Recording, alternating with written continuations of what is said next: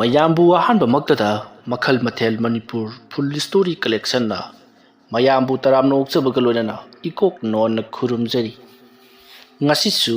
ꯃꯌꯥꯝꯒꯤ ꯉꯥꯏꯍꯥꯛ ꯄꯣꯊꯥꯅꯕꯒꯤꯗꯃꯛꯇ Manipuri horror story ꯑꯃꯃꯨꯛ ꯄꯨꯗꯨꯅ ꯂꯥꯛꯆꯔꯤ꯫ ꯍꯣꯔꯔ ꯁ꯭ꯇꯣꯔꯤ ꯑꯁꯤꯒꯤ ꯃꯃꯤꯡꯅ ꯍꯣꯁꯄꯤꯇꯥꯜꯗ ꯂꯥꯏ ꯁꯥꯟꯅꯔꯨꯕ꯫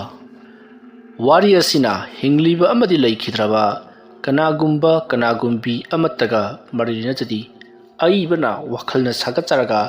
ꯇꯥꯕꯤꯔꯤꯕꯁꯤꯡꯒꯤ ꯉꯥꯏꯍꯥꯛ ꯄꯣꯊꯥꯅꯕꯒꯤꯗꯃꯛꯇ ꯁꯦꯝꯖꯕ ꯋꯥꯔꯤꯅꯤ꯫ ꯍꯧꯖꯤꯛ ꯃꯌꯥꯝꯗ ꯈꯨꯗꯣꯜ ꯇꯝꯖꯔꯤ ꯃꯅꯤꯄꯨꯔꯤ ꯍꯣꯔꯔ ꯁ꯭ꯇꯣꯔꯤ ꯍꯣꯁꯄꯤꯇꯥꯜꯗ ꯂꯥꯏ ꯁꯥꯟꯅꯔꯨꯕ꯫ ꯃꯇꯝꯁꯦ ꯅꯣꯡꯖꯨ ꯄꯟꯊꯥꯅꯤ꯫ ꯙꯤꯔꯦꯟꯗꯣ ꯃꯥꯒꯤ ꯃꯁꯥꯒꯤ ꯑꯅꯥꯕ ꯑꯃ ꯂꯩꯈꯤꯕꯗꯒꯤ ꯍꯧꯒꯠ ꯀꯥꯡꯈꯠ ꯉꯝꯗꯅ ꯑꯗꯨꯃꯛ ꯂꯩꯔꯛꯂꯤꯕꯅꯤ꯫ ꯙꯤꯔꯦꯟꯗꯣ ꯍꯧꯈ꯭ꯔꯕ ꯃꯇꯝꯗꯣ ꯅꯤꯡꯁꯤꯡ ꯊꯃꯣꯏꯗ ꯄꯣꯔꯣꯛ ꯆꯥꯛꯂꯤ꯫ ꯅꯤꯡꯉꯝꯗꯕ ꯄꯦꯟꯗꯕ ꯃꯌꯥꯝ ꯑꯃꯁꯨ ꯂꯩꯔꯤꯕꯅꯤ꯫ ꯃꯇꯝ ꯑꯗꯨꯗ ꯙꯤꯔꯦꯟꯅ ꯋꯥꯈꯜ ꯈꯜꯂꯛꯏ, ꯑꯩ ꯁꯨꯃꯥꯏꯅ ꯁꯨꯝ ꯂꯩꯕꯁꯤꯅꯗꯤ ꯌꯥꯔꯣꯏꯗ꯫ ꯀꯔꯝ ꯇꯧꯔꯒ ꯑꯩꯒꯤ ꯑꯅꯥꯕꯁꯤ ꯐꯅꯅꯕ ꯍꯣꯠꯅꯒꯅꯤ? ꯑꯃꯕꯨ ꯑꯣꯏꯔꯦ ꯗꯦꯁꯥ ꯎꯄꯥꯏ ꯇꯧꯗꯨꯅ ꯐꯅꯅꯕ ꯍꯣꯠꯅꯗꯕꯗꯤ ꯌꯥꯗꯕꯅꯤ꯫ ꯏꯃꯨꯡꯁꯤꯅꯒ ꯑꯩꯅ ꯀꯜꯂꯤꯉꯩꯗ ꯑꯩꯅ ꯁꯨꯔꯒ ꯅꯣꯝꯂꯒ ꯇꯥꯜꯂꯛꯄ ꯏꯃꯨꯡ ꯑꯣꯏꯅ ꯄꯤꯖꯔꯛꯄ ꯑꯣꯏꯅ ꯇꯧꯔꯤ꯫ ꯍꯧꯖꯤꯛꯇꯤ ꯑꯩꯅ ꯅꯥꯈꯤꯕꯗ, ꯑꯩꯅ ꯁꯣꯟꯈꯤꯕꯗ ꯁꯦꯟ ꯊꯣꯛꯅꯕꯁꯤ ꯀꯅꯥꯃꯇ ꯂꯩꯇ꯭ꯔꯤ꯫ ꯈꯨꯕꯥꯛ ꯃꯩꯗ ꯍꯤꯡꯕ ꯄꯨꯟꯁꯤ ꯍꯥꯏꯕꯗꯣ ꯑꯣꯏꯔꯤ꯫ ꯑꯩꯒꯤ ꯑꯅꯥꯕꯁꯤ ꯁꯥꯖꯦꯟ ꯇꯧꯔꯒꯗꯤ ꯐꯔꯛꯀꯅꯤ ꯍꯥꯏꯗꯅ ꯑꯩꯕꯨ ꯁꯥꯖꯦꯟ ꯐꯅꯌꯥꯝꯗꯤ ꯇꯧꯔꯦꯁꯦ꯫ ꯑꯗꯨꯕꯨ ꯐꯕꯕꯨꯗꯤ ꯐꯒꯠꯂꯦ ꯍꯥꯏꯕꯕꯨ ꯊꯣꯏꯗꯣꯛꯅ ꯀꯥꯟꯅꯕꯗꯤ ꯑꯣꯏꯗꯦꯁꯦ꯫ ꯃꯁꯤꯒꯤ ꯐꯒꯠꯄꯁꯤꯅꯗꯤ ꯑꯣꯏꯕ ꯌꯥꯔꯣꯏ, ꯁꯤꯕꯅ ꯍꯥꯜꯂꯅꯤ꯫ ꯐꯩ, ꯎꯄꯥꯏ ꯑꯃ ꯅꯠꯇ꯭ꯔꯒ ꯎꯄꯥꯏ ꯑꯃ ꯊꯤꯕ ꯇꯥꯕꯅꯤ꯫ ꯃꯈꯣꯏꯒꯤ ꯂꯥꯏ ꯁꯥꯟꯅꯕ ꯍꯥꯏꯕꯗꯨꯕꯨ ꯀꯔꯝꯍꯥꯏꯅ ꯇꯧꯕꯖꯥꯠꯅꯣ?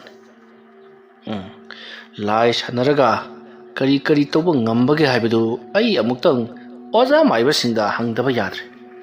ꯅꯍꯥꯟ ꯑꯩꯒꯤ ꯂꯥꯏ ꯈꯨꯔꯨꯝꯕ ꯂꯥꯛꯂꯝꯕ ꯑꯣꯖꯥ ꯃꯥꯏꯕꯗꯨꯒꯤ ꯅꯝꯕꯔꯗꯨꯕꯨ… ꯑꯁꯨꯝꯅ ꯙꯤꯔꯦꯟꯅ ꯋꯥꯈꯜ ꯈꯟꯅ ꯃꯈꯣꯏꯒꯤ ꯌꯨꯝꯗ ꯂꯩꯋꯥ ꯇꯤꯟꯋꯥ ꯇꯧꯗꯨꯅ ꯂꯥꯏ ꯈꯣꯏꯔꯝꯕꯤꯔꯝꯕ ꯑꯃꯥꯏꯕ ꯑꯗꯨꯒꯤ ꯃꯍꯥꯛꯀꯤ ꯃꯣꯕꯥꯏꯜ ꯅꯝꯕꯔꯗ ꯐꯣꯟ ꯇꯧꯁꯤꯟꯈ꯭ꯔꯦ꯫ ꯃꯇꯧ ꯑꯁꯨꯝꯅ ꯑꯃꯥꯏꯕ ꯑꯗꯨꯒ ꯇꯠꯇꯅ ꯋꯥꯔꯤ ꯋꯥꯇꯥꯏ ꯀꯌꯥ ꯁꯥꯟꯅꯕ, ꯑꯈꯪ-ꯈꯪꯗꯒꯤ ꯃꯇꯥꯡ ꯑꯁꯨꯝ ꯁꯥꯟꯅꯔꯝꯕꯗꯒꯤ ꯙꯤꯔꯦꯟꯅ ꯂꯥꯏ ꯇꯤꯟ ꯁꯥꯟꯅꯕ, ꯚꯨꯠ ꯄ꯭ꯔꯦꯠ, ꯁꯔꯣꯏ ꯉꯥꯔꯣꯏ, ꯍꯦꯂꯣꯏꯒꯤ ꯃꯔꯝꯗ ꯋꯥꯔꯤ ꯁꯥꯕ ꯍꯧꯔꯛꯂꯤ꯫ ꯃꯇꯝ ꯑꯗꯨꯗ ꯑꯃꯥꯏꯕ ꯑꯗꯨꯅ ꯂꯥꯏ ꯇꯤꯟ ꯁꯥꯟꯅꯕ ꯑꯃꯗꯤ ꯚꯨꯠ ꯄ꯭ꯔꯦꯠ, ꯍꯦꯂꯣꯏ, ꯂꯝꯂꯩꯃꯒꯤ ꯃꯔꯝꯗ ꯐꯖꯅ ꯁꯨꯒꯥꯏꯅ ꯋꯥꯔꯤ ꯀꯌꯥ ꯁꯥꯔꯛꯂꯤ꯫ ꯃꯇꯝ ꯑꯗꯨꯗ ꯙꯤꯔꯦꯟꯅ ꯂꯥꯏ ꯁꯥꯟꯅꯕꯁꯦ ꯃꯤ ꯑꯃ ꯍꯦꯛꯇꯅ ꯌꯥꯕ꯭ꯔꯥ ꯍꯥꯏꯗꯨꯅ ꯍꯪꯉꯤ꯫ ꯃꯇꯝ ꯑꯗꯨꯗ ꯑꯃꯥꯏꯕ ꯑꯗꯨꯅ ꯌꯥꯗꯦ, ꯃꯤ ꯑꯃ ꯍꯦꯛꯇꯅ ꯁꯥꯟꯅꯕ ꯌꯥꯗꯦ꯫ ꯃꯤ ꯑꯗꯨꯒꯤ ꯃꯒꯨꯟ, ꯃꯤ ꯑꯗꯨꯒꯤ ꯂꯥꯏꯕꯛꯇ ꯑꯁꯤꯒꯨꯝꯂꯕ ꯈꯣꯌꯨꯝ ꯂꯥꯏꯁꯤ ꯊꯦꯡꯅꯧ ꯍꯥꯏꯗꯨꯅ ꯇꯝꯗ꯭ꯔꯕꯗꯤ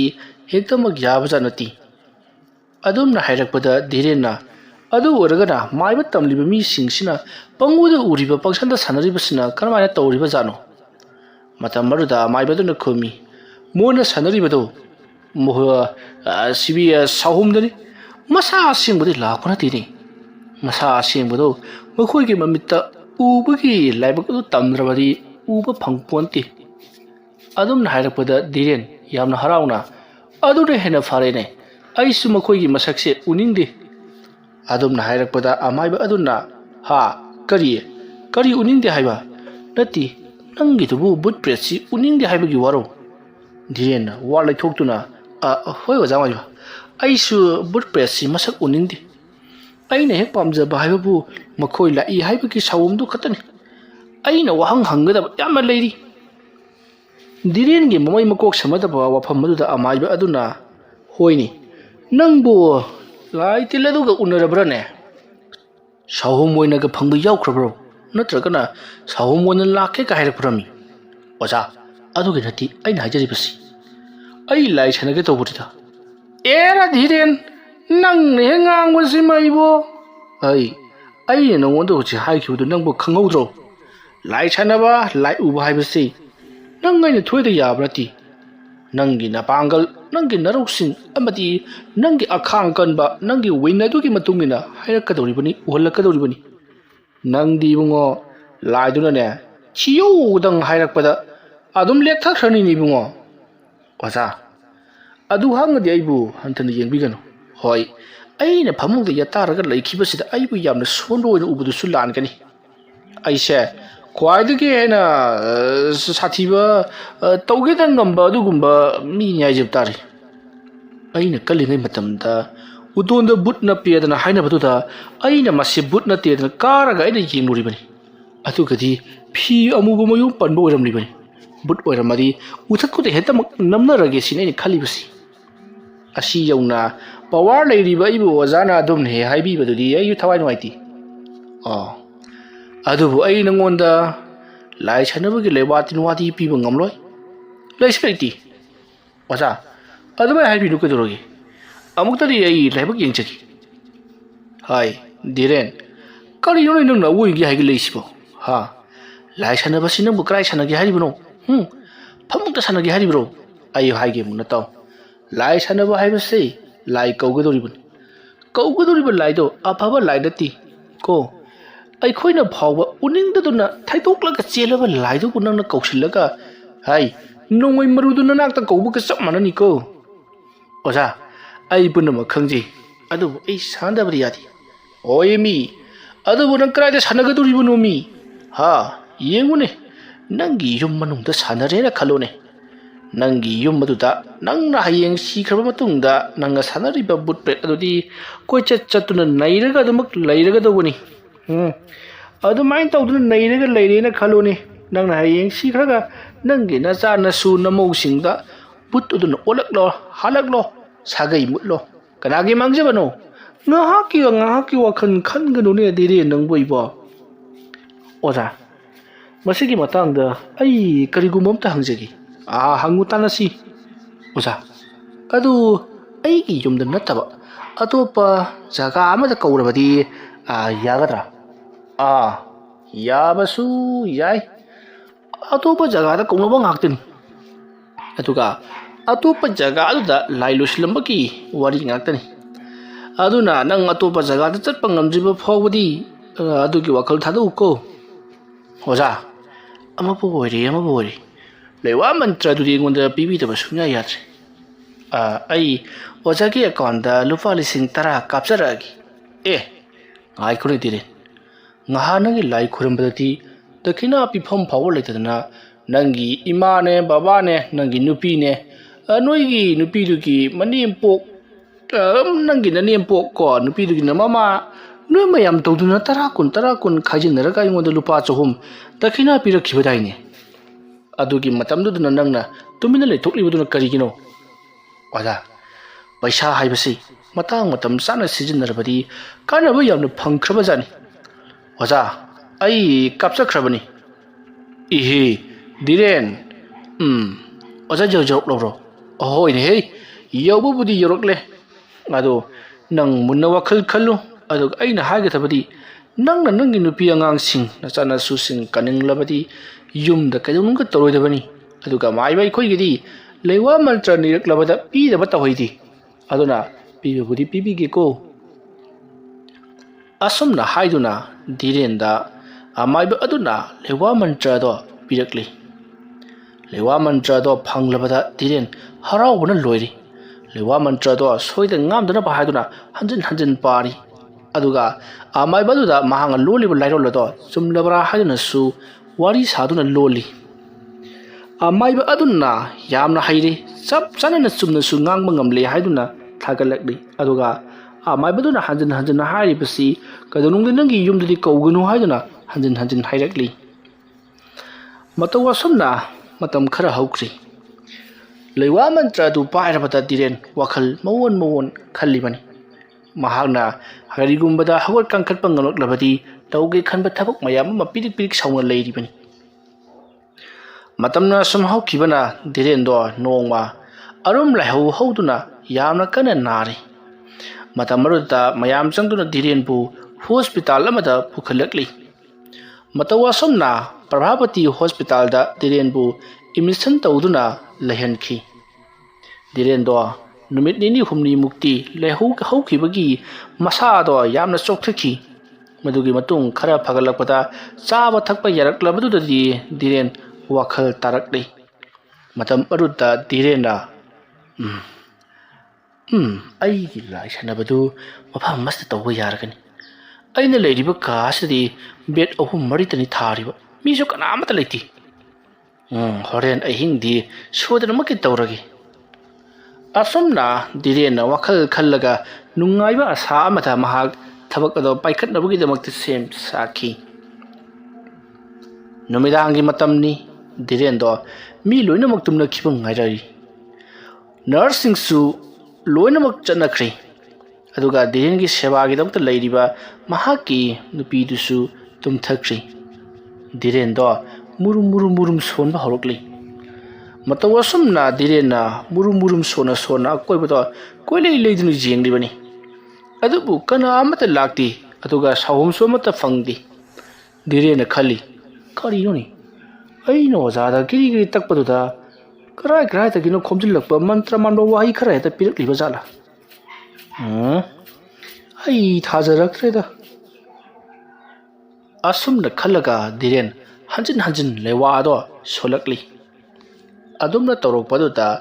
ꯗꯤꯔꯦꯟꯒꯤ ꯑꯣꯏꯔꯣꯝ ꯊꯪꯕ ꯅꯥꯀꯟꯗ ꯊꯣꯡ ꯆꯪꯐꯝꯒꯤꯗꯨꯗ ꯊꯥꯗꯔꯒ ꯊꯝꯂꯤꯕ ꯄꯔꯗꯥꯗꯣ ꯍꯨꯝꯀꯠꯂꯛꯏ ꯃꯇꯝꯗꯣ ꯐꯦꯟ ꯊꯥꯕꯁꯨ ꯅꯠꯇꯦ ꯅꯨꯡꯁꯤꯠ ꯁꯤꯠꯄꯁꯨ ꯅꯠꯇꯦ ꯄꯔꯗꯥ ꯑꯗꯨꯗ ꯀꯅꯥꯒꯨꯝꯕ ꯑꯃꯅ ꯍꯥꯏꯗꯣꯛꯂꯒ ꯆꯪꯂꯛꯄꯒꯤ ꯃꯑꯣꯡꯗ ꯂꯦꯡꯉꯛꯄ ꯑꯃꯗꯤ ꯍꯥꯏꯒꯠꯂꯛꯄꯗꯨꯗ ꯗꯤꯔꯦꯟꯗꯣ ꯃꯁꯝ ꯃꯅꯥ ꯆꯞ ꯆꯨꯡꯉꯤ ꯃꯍꯥꯛ ꯇꯔꯪ ꯃꯔꯪ ꯆꯠꯀꯦ ꯇꯧꯏ ꯗꯤꯔꯦꯟꯅ ꯍꯦ ꯁ꯭ꯋꯥꯏ ꯍꯦꯛ ꯂꯥꯎꯍꯜꯂꯤꯗ ꯑꯁꯨꯝꯅ ꯈꯜꯂꯒ ꯂꯩꯋꯥꯗꯣ ꯁꯣꯟꯒ ꯇꯧꯔꯛꯄꯗ ꯃꯍꯥꯛꯀꯤ ꯐꯃꯨꯡꯗꯣ ꯀꯅꯥꯒꯨꯝꯕ ꯑꯃꯅ ꯊꯦꯡꯖꯤꯜꯂꯛꯄꯒꯤ ꯃꯑꯣꯡꯗ ꯊꯦꯡꯖꯤꯜꯂꯛꯏ ꯗꯤꯔꯦꯟꯗꯣ ꯑꯃꯨꯛꯀꯁꯨ ꯁ꯭ꯋꯥꯏ ꯂꯥꯎꯏ ꯐꯃꯨꯡꯒꯤ ꯑꯀꯣꯏꯕ ꯄꯨꯝꯅꯃꯛ ꯌꯦꯡꯉꯛꯄꯗ ꯐꯛꯂꯥꯡꯂꯣꯝꯗ ꯊꯪꯒꯠꯅ ꯂꯩꯔꯤꯕ ꯐꯃꯨꯡ ꯑꯗꯨꯒꯤ ꯀꯥꯡꯊꯣꯜ ꯃꯆꯤ ꯑꯗꯨꯗ ꯃꯨꯔꯤ ꯀꯩꯅꯣꯝꯃ ꯎꯔꯤꯕꯗꯣ ꯗꯤꯔꯦꯟ ꯍꯧꯖꯤꯛꯇꯤ ꯎꯔꯛꯂꯤ ꯃꯗꯨ ꯎꯔꯨꯕꯗ ꯗꯤꯔꯦꯟꯗꯣ ꯄꯥꯈꯠꯃꯟꯈꯤꯕꯅ ꯕꯨꯠ ꯊꯣꯛꯑꯦ ꯍꯥꯏꯗꯨꯅ ꯀꯣꯏꯂꯥꯎ ꯂꯥꯎꯏ ꯑꯗꯨꯃ ꯂꯥꯎꯔꯛꯄ ꯑꯗꯨꯗ ꯃꯍꯥꯛꯀꯤ ꯅꯨꯄꯤꯁꯨ ꯍꯧꯒꯠꯂꯛꯂꯤ ꯑꯗꯨꯒ ꯅꯔꯁꯁꯤꯡꯁꯨ ꯆꯦꯟꯁꯤꯜꯂꯛꯂꯤ ꯀꯔꯤ ꯇꯧꯔꯕꯒꯦ ꯍꯥꯏꯗꯨꯅ ꯗꯤꯔꯦꯟꯗꯣ ꯍꯧꯖꯤꯛꯇ ꯋꯥꯈꯜ ꯂꯥꯛꯄꯒꯨꯝ ꯃꯪꯗ ꯕꯨꯠꯅ ꯇꯥꯟꯅꯔꯛꯄꯩꯅꯤꯗ ꯀꯩꯁꯨ ꯇꯧꯗꯦ ꯑꯗꯨꯝꯅ ꯍꯥꯏꯔꯛꯄꯗ ꯃꯥꯒꯤ ꯅꯨꯄꯤꯅ ꯉꯥꯏꯍꯥꯛꯀꯗꯤ ꯁꯨꯃꯥꯏꯅ ꯎꯅꯨꯡꯀ ꯇꯧꯗꯦ ꯃꯁꯤꯕꯨ ꯉꯥꯎꯗꯣꯔꯤꯕ꯭ꯔꯥ ꯀꯔꯤꯅꯣ ꯑꯗꯨꯝꯅ ꯍꯥꯏꯔꯛꯄꯗ ꯅꯔꯁꯅ ꯀꯩꯁꯨ ꯈꯟꯕꯤꯔꯨꯅꯨꯗ ꯃꯪ ꯍꯥꯏꯕꯁꯤꯗꯤ ꯃꯪꯅꯤ ꯌꯥꯔꯕ꯭ꯔꯣ ꯗꯤꯔꯦꯟꯅ ꯍꯣꯏ ꯌꯥꯔꯦ ꯌꯥꯝ ꯅꯨꯡꯉꯥꯏꯖꯔꯦ ꯑꯁꯨꯝꯅ ꯍꯥꯏꯔꯒ ꯗꯤꯔꯦꯟꯗꯣ ꯑꯃꯨꯛ ꯇꯨꯝꯊꯕ ꯁꯥꯗꯨꯅ ꯂꯩꯈꯤ ꯃꯇꯝ ꯑꯗꯨꯗ ꯅꯔꯁꯇꯣ ꯍꯥꯏꯐꯦꯠ ꯌꯦꯡꯉꯝꯂꯒ ꯐꯔꯦ ꯇꯨꯝꯍꯧꯔꯣ ꯍꯥꯏꯔꯒ ꯑꯃꯨꯛ ꯆꯠꯈ꯭ꯔꯦ ꯗꯤꯔꯦꯟꯅ ꯍꯧꯖꯤꯛ ꯃꯍꯥꯛꯅ ꯂꯥꯎꯈꯤꯕꯗꯣ ꯃꯥꯒꯤ ꯑꯁꯣꯏꯕꯅꯤ ꯍꯥꯏꯕꯁꯦ ꯈꯪꯖꯔꯛꯂꯤ ꯑꯃꯥꯏꯕ ꯑꯗꯨꯅꯗꯤ ꯌꯥꯝꯅ ꯀꯟꯅ ꯍꯥꯏꯔꯛꯈꯤꯕꯅꯤ ꯅꯪ ꯃꯍꯥꯛꯄꯨ ꯍꯦꯛ ꯎꯕꯗ ꯀꯣꯏꯂꯥꯎ ꯂꯥꯎꯒꯅꯤ ꯁ꯭ꯋꯥꯏ ꯂꯥꯎꯒꯅꯤ ꯃꯤꯍꯨꯟ ꯊꯥꯍꯨꯟ ꯆꯤꯛꯀꯠꯀꯅꯤ ꯅꯁꯥꯒꯤ ꯑꯀꯤꯕ ꯐꯥꯊꯕ ꯉꯝꯂꯣꯏ ꯍꯥꯏꯔꯛꯈꯤꯕꯗꯣ ꯅꯤꯡꯁꯤꯡꯂꯛꯂꯤ ꯗꯤꯔꯦꯟꯅ ꯃꯍꯥꯛꯀꯤ ꯑꯀꯤꯕꯗꯣ ꯐꯥꯊꯕ ꯉꯝꯈꯤꯗ꯭ꯔꯦ ꯃꯁꯤꯒꯤ ꯃꯇꯨꯡ ꯗꯤꯔꯦꯟꯅ ꯑꯃꯨꯛ ꯉꯁꯥꯏ ꯑꯃꯨꯕ ꯃꯨꯔꯤ ꯇꯧꯕ ꯂꯩꯍꯧꯕ ꯖꯒꯥꯗꯨꯗ ꯌꯦꯡꯂꯛꯄꯗꯗꯤ ꯀꯔꯤ ꯑꯃꯠꯇ ꯂꯩꯔꯝꯗ꯭ꯔꯦ ꯃꯗꯨꯒꯤ ꯃꯇꯨꯡ ꯗꯤꯔꯦꯟꯅ ꯃꯨꯔꯨꯝ ꯂꯥꯏ ꯑꯗꯨꯕꯨ ꯀꯧꯊꯣꯛꯅꯕ ꯂꯩꯋꯥ ꯀꯌꯥ ꯁꯣꯜꯂꯛꯂꯤ ꯑꯗꯨꯝꯅ ꯇꯧꯔꯛꯄꯗꯨꯗ ꯗꯤꯔꯦꯟꯒꯤ ꯐꯃꯨꯡ ꯑꯗꯣ ꯈꯨꯌꯥꯔꯣꯝꯗ ꯀ꯭ꯔꯦꯛ ꯂꯥꯎꯅ ꯆꯤꯡꯉꯤ ꯗꯤꯔꯦꯟꯗꯣ ꯁ꯭ꯋꯥꯏ ꯂꯥꯎꯏ ꯃꯍꯥꯛꯅ ꯁꯣꯜꯂꯤꯕ ꯂꯥꯏꯔꯣꯟꯗꯣ ꯆꯞ ꯂꯦꯞꯄꯤ ꯍꯟꯗꯛꯃꯨꯛꯇꯤ ꯗꯤꯔꯦꯟ ꯂꯩꯋꯥꯒ ꯁꯣꯟꯈꯤꯗ꯭ꯔꯤ ꯇꯨꯃꯤꯟꯅ ꯑꯗꯨꯃꯛ ꯇꯨꯝꯂꯤ ꯃꯇꯝ ꯑꯗꯨꯗ ꯅꯔꯁꯇꯣ ꯄꯔꯞ ꯂꯥꯛꯂꯒ ꯀꯩꯅꯣ ꯍꯧꯖꯤꯛ ꯐꯃꯨꯡ ꯆꯤꯡꯈ꯭ꯔꯤꯕꯗꯨꯕꯣ ꯍꯥꯏꯗꯨꯅ ꯆꯦꯞꯊꯔꯒ ꯌꯦꯡꯉꯛꯂꯤ ꯀꯩꯁꯨ ꯇꯧꯗꯕ ꯂꯣꯏꯅꯃꯛ ꯇꯨꯝꯃꯒ ꯂꯩꯔꯝꯕꯗꯨꯗ ꯅꯔꯁꯇꯣ ꯑꯗꯨꯃꯛ ꯆꯠꯈ꯭ꯔꯤ ꯃꯁꯤꯒꯤ ꯃꯇꯨꯡ ꯗꯤꯔꯦꯟꯅ ꯅꯣꯡꯉꯥꯜꯂꯕꯁꯨ ꯅꯨꯃꯤꯠ ꯇꯥꯔꯕꯁꯨ ꯑꯀꯣꯏꯕꯗꯨꯗ ꯀꯣꯏꯂꯩ ꯂꯩꯔꯒ ꯌꯦꯡꯕꯗꯤ ꯂꯦꯞꯇꯦ ꯀꯩꯗꯧꯔꯒꯦꯅ ꯃꯌꯥꯝꯅ ꯍꯪꯕꯗꯁꯨ ꯗꯤꯔꯦꯟꯅ ꯀꯩꯁꯨ ꯇꯧꯗꯦ ꯍꯥꯏꯗꯨꯅ ꯑꯗꯨꯃꯛ ꯈꯨꯝꯂꯤ ꯃꯇꯧ ꯑꯁꯨꯝꯅ ꯃꯇꯝ ꯑꯗꯣ ꯍꯧꯈ꯭ꯔꯦ ꯅꯨꯃꯤꯠ ꯅꯤꯅꯤ ꯍꯨꯝꯅꯤꯒꯤ ꯃꯇꯨꯡꯗ ꯗꯤꯔꯦꯟ ꯃꯌꯨꯝꯗ ꯗꯤꯆꯥꯔꯖ ꯇꯧꯔꯛꯇꯨꯅ ꯃꯌꯨꯝꯗ ꯍꯜꯂꯛꯈꯤ ꯃꯇꯝ ꯑꯗꯨꯗ ꯗꯤꯔꯦꯟꯅ ꯃꯍꯥꯛꯀꯤ ꯒꯥꯔꯤꯗ ꯃꯌꯥꯝ ꯆꯪꯗꯨꯅ ꯊꯥꯡꯒꯠꯂꯕ ꯃꯇꯨꯡꯗ ꯒꯥꯔꯤꯗ ꯐꯝꯂꯒ ꯇꯨꯡꯂꯣꯝꯗ ꯌꯦꯡꯂꯛꯄꯗ ꯃꯍꯥꯛꯅ ꯂꯩꯔꯝꯕ ꯍꯣꯁꯄꯤꯇꯥꯜ ꯑꯗꯨꯒꯤ ꯃꯤ ꯆꯪꯐꯝ ꯉꯥꯏꯐꯝ ꯑꯗꯥꯏꯗ ꯃꯨꯁꯤꯟ ꯃꯨꯕ ꯀꯔꯤꯒꯨꯝꯕ ꯑꯃꯗꯤ ꯃꯃꯤ ꯁꯥꯃꯤ ꯂꯩꯍꯧꯔꯤꯕꯗꯣ ꯗꯤꯔꯦꯟꯅ ꯎꯈꯤ ꯃꯗꯨꯒꯤ ꯃꯇꯨꯡ ꯗꯤꯔꯦꯟ ꯃꯌꯨꯝ ꯑꯗꯨꯃꯛ ꯌꯧꯈ꯭ꯔꯤ ꯅꯥꯀꯜ ꯑꯃꯗꯅ ꯀꯝꯗꯧꯔꯤ ꯗꯤꯔꯦꯟ ꯂꯥꯏ ꯇꯤꯟ ꯑꯣꯛꯊꯣꯛꯂꯒ ꯃꯩ ꯑꯣꯛꯊꯣꯛꯂꯒ ꯏꯃꯨꯡꯒ ꯆꯪꯂꯛꯇꯨꯅ ꯄꯣꯊꯥꯍꯟꯈ꯭ꯔꯕ ꯃꯇꯨꯡꯗ ꯗꯤꯔꯦꯟꯗꯣ ꯇꯧꯐꯝ ꯂꯥꯛꯐꯝ ꯑꯃꯠꯇ ꯈꯪꯗꯅ ꯂꯩꯔꯤ ꯃꯇꯝꯗꯤ ꯑꯁꯨꯝ ꯍꯧꯈꯤꯕꯅ ꯅꯨꯃꯤꯗꯥꯡꯒꯤ ꯃꯇꯝ ꯑꯣꯏꯔꯛꯂꯦ matam maduda nurse kita anaba amagi hida kapnabagi matam jawre khanduna parap parap laklibani anaba aduna leiriba wat adu tamna matam maduda mahaki matungda kanagumba masu inrakpadawna mahaki masada sahum phangi gita do ngahan makai tawdaba ngasi gatang torokpa aduda thoine hena khajaludi gam gam adumak chatli matam maduda mahaki matungda adumak kanagumba ma inrakpagi sahum phangbaruta Gitana kulay leduna jengi mahaki akoibada sumi khara adumak chatok chasin tawraga leiribani Gitana mahaki matungda kanagumba inrakpa jala haduna jengi adubu chadariba singdo Gitada hanna phawbu yengdi mama thokpa adumak chatnari Gita ngihaktang leplaga akoibada kulay leduna jengamlaga mahak anaba aduna leiriba karu da changsinkhri aduga anaba aduki hidaga do kamanabagi damakta patient gi sebari aduda hairi Masidiki hidak mathang puthurukli nurse hidak singado mathang thituna kamanaba tawri aduma tawringi matamaduda kanagumba amana mahaki matungta samlaga chatkibagi nuksitki sahum ama phangi aduma nuksitki oiba sahum ama phangbududa gitado phat laithoktuna jingnai adubu kana amatadi chatkiba leiti matamaduda nabagi sebari leiriba aduna kaidobirabagi nurse haiduna hanglakpada nurse na kasi tawdida tungda hajikda kanagumba chatkibagi sahum ama sum phangba nuki silakpa oiram male adumna hairakpaduda manak alada leiriba sing aduna karisu oiramoida nuki sipa oiramgani haiduna khomi Gitado hida kapa luramlaba matungda parap thokri matamaduda lehoriba sing aduna kari toroba jano tamnariba jalo hujikitubo asumna hairaga no hori Gitado mahaki mafam madu tamna parap lakli mahan aduma laka matamda tunglomdagi sister haiduna korokpaduda Gita phat leithokuna yengi matamadudi kana soleiramdi wahang hangi lambi edu Gita ngaktang lepaga kana mongoda koroklibadubo haiduna ngahak jinglaga leiri kana amata laktaba amadi kana amata leiramdabaduda mahaki wakhalna oiramale khanduna parap mahaki mafam madu jonga lakko adudadi lemliba nurse amana Gita da yamna muna yengi Gita parap sangchallaga phamtharaga kaidoroge doya muna yengi dubo matamaruda nupi aduna nang wari hima tarabro Gita yamna khangningna kari wari no matamaruda Gita da wa harakliba nupi aduna mafam masidane kaino khangdaba muri tobo ma chali ngasi si nungdang waram haipet ukina hai adugi aswaidi amuktiba loihore warina Gita ofam adu tarubada Gita nasu magi mamanabi aduda wari punamak tami matamaruda mamanabi aduna nangi haunabi ne aina ketang hairubada ne nang henjenbi sedumuk tarokladawni adumna hairaka phagi ta thoki matamaruda Gitana aina haribase phagidi natihi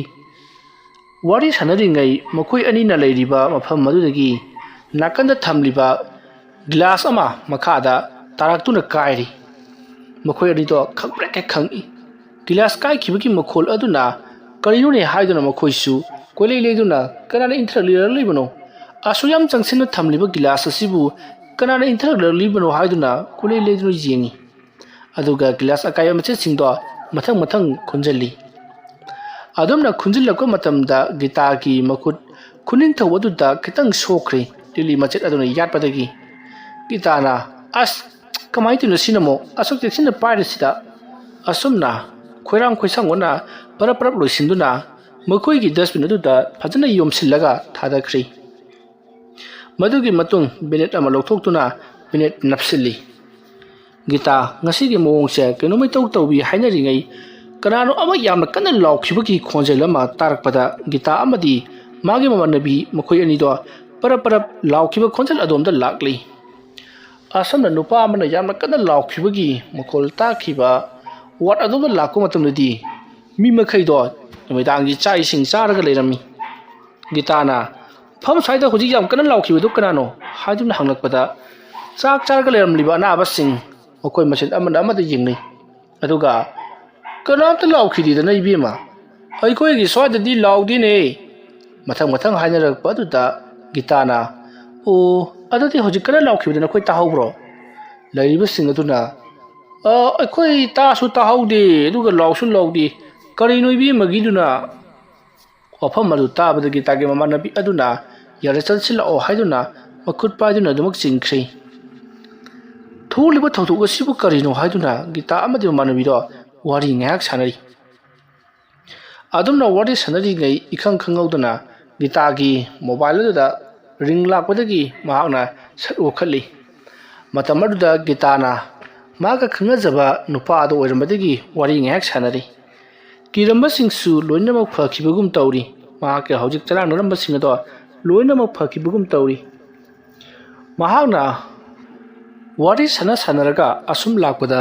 ꯅꯤꯄꯥ ꯑꯃ ꯃꯍꯥꯛꯀꯤ ꯃꯃꯥꯡ ꯁꯝꯂꯒ ꯆꯠꯈꯤ guitar ꯊꯣꯏꯅ ꯍꯦꯟꯅ ꯈꯝꯖꯤꯜꯂꯨꯗꯤ ꯅꯨꯄꯥꯗꯣ ꯑꯁꯨꯝ ꯆꯠꯈ꯭ꯔꯒ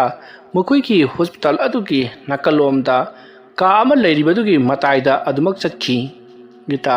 ꯉꯥꯏꯍꯥꯛꯇꯪ ꯋꯥꯔꯤ ꯁꯥꯟꯅꯔꯝꯂꯒ ꯑꯩ ꯗ꯭ꯌꯨꯇꯤ ꯇꯧꯔꯤ ꯊꯝꯃꯒꯦ ꯍꯥꯏꯅꯔꯗꯨꯅ ꯊꯝꯅꯔꯤ ꯒꯤꯇꯥꯅ ꯆꯠꯈꯤꯒꯦ ꯇꯧꯔꯛꯄꯗ ꯒꯤꯇꯥ ꯋꯥꯈꯜ ꯑꯃ ꯈꯪꯂꯥꯛ ꯂꯥꯛꯏ ꯃꯁꯤꯗꯒꯤꯗꯤ ꯃꯍꯥꯛꯅ ꯅꯤꯄꯥ ꯑꯃ ꯉꯁꯥꯏ ꯃꯍꯥꯛꯀꯤ ꯃꯃꯥꯡꯗ ꯁꯝꯂꯒ ꯆꯠꯈꯤꯕ ꯑꯗꯨꯒꯤ ꯃꯥꯏꯀꯩꯔꯣꯝꯗ ꯌꯦꯡꯉꯛꯂꯤ ꯒꯤꯇꯥꯗꯣ ꯌꯥꯝꯅ ꯄꯥꯈꯠꯅ ꯄꯔꯞ ꯄꯔꯞ ꯆꯦꯜꯂꯛꯂꯤ ꯃꯇꯝ ꯑꯗꯨꯗ ꯃꯍꯥꯛꯀꯤ ꯃꯃꯥꯟꯅꯕꯤꯅ ꯀꯩꯗꯧꯔꯒꯦ ꯒꯤꯇꯥ ꯍꯥꯏꯗꯨꯅ ꯍꯪꯂꯛꯄꯗ ꯒꯤꯇꯥꯅ ꯍꯧꯖꯤꯛ ꯑꯩꯅ ꯐꯣꯟꯗ ꯋꯥꯔꯤ ꯁꯥꯟꯅꯔꯤꯉꯩꯗ ꯅꯤꯄꯥ ꯑꯃ ꯄꯔꯞ ꯄꯔꯞ ꯂꯥꯛꯏ ꯑꯗꯨꯒ ꯑꯁꯣꯝꯒꯤ ꯀꯥꯔꯣꯝꯗ ꯆꯠꯈꯤ ꯃꯗꯨꯗ ꯃꯃꯥꯟꯅꯕꯤꯗꯨꯅ ꯑꯗꯨꯒ ꯅꯪꯅ ꯀꯤꯗꯨꯅ ꯀꯔꯤꯒꯤ ꯒꯤꯇꯥꯗꯣ ꯃꯃꯥꯟꯅꯕꯤ ꯑꯗꯨꯒꯤ ꯋꯥꯍꯪ ꯑꯗꯨꯗ ꯌꯥꯝꯅ ꯀꯤꯅ ꯃꯍꯥꯛꯅ ꯊꯣꯛꯂꯤꯕ ꯅꯥꯀꯜ ꯑꯗꯨꯗꯤ ꯀꯔꯤꯝꯇ ꯏꯁꯇꯤꯌꯥꯔ ꯂꯩꯕꯁꯨ ꯅꯠꯇꯦ ꯄꯨꯔꯥ ꯐꯪꯂꯥꯡꯅꯤ ꯁꯗꯤꯡꯅꯤ ꯑꯗꯨꯒ ꯑꯩꯅ ꯁꯨꯝ ꯂꯥꯛꯄꯗꯁꯨ ꯐꯛꯂꯥꯡꯗꯨ ꯎꯔꯤꯕꯅꯤ ꯑꯗꯨꯒ ꯀꯃꯥꯏꯅ ꯐꯛꯂꯥꯡ ꯐꯥꯎꯗꯣꯛꯂꯒ ꯂꯥꯛꯂꯤꯕ꯭ꯔꯣ ꯃꯥꯒꯤꯗꯨꯕꯣ ꯋꯥꯐꯝ ꯑꯗꯨ ꯇꯥꯕꯗ ꯃꯃꯥꯟꯅꯕꯤꯗꯣ ꯁ꯭ꯋꯥꯏ ꯂꯥꯎꯏ ꯑꯗꯨꯒ ꯒꯤꯇꯥꯅ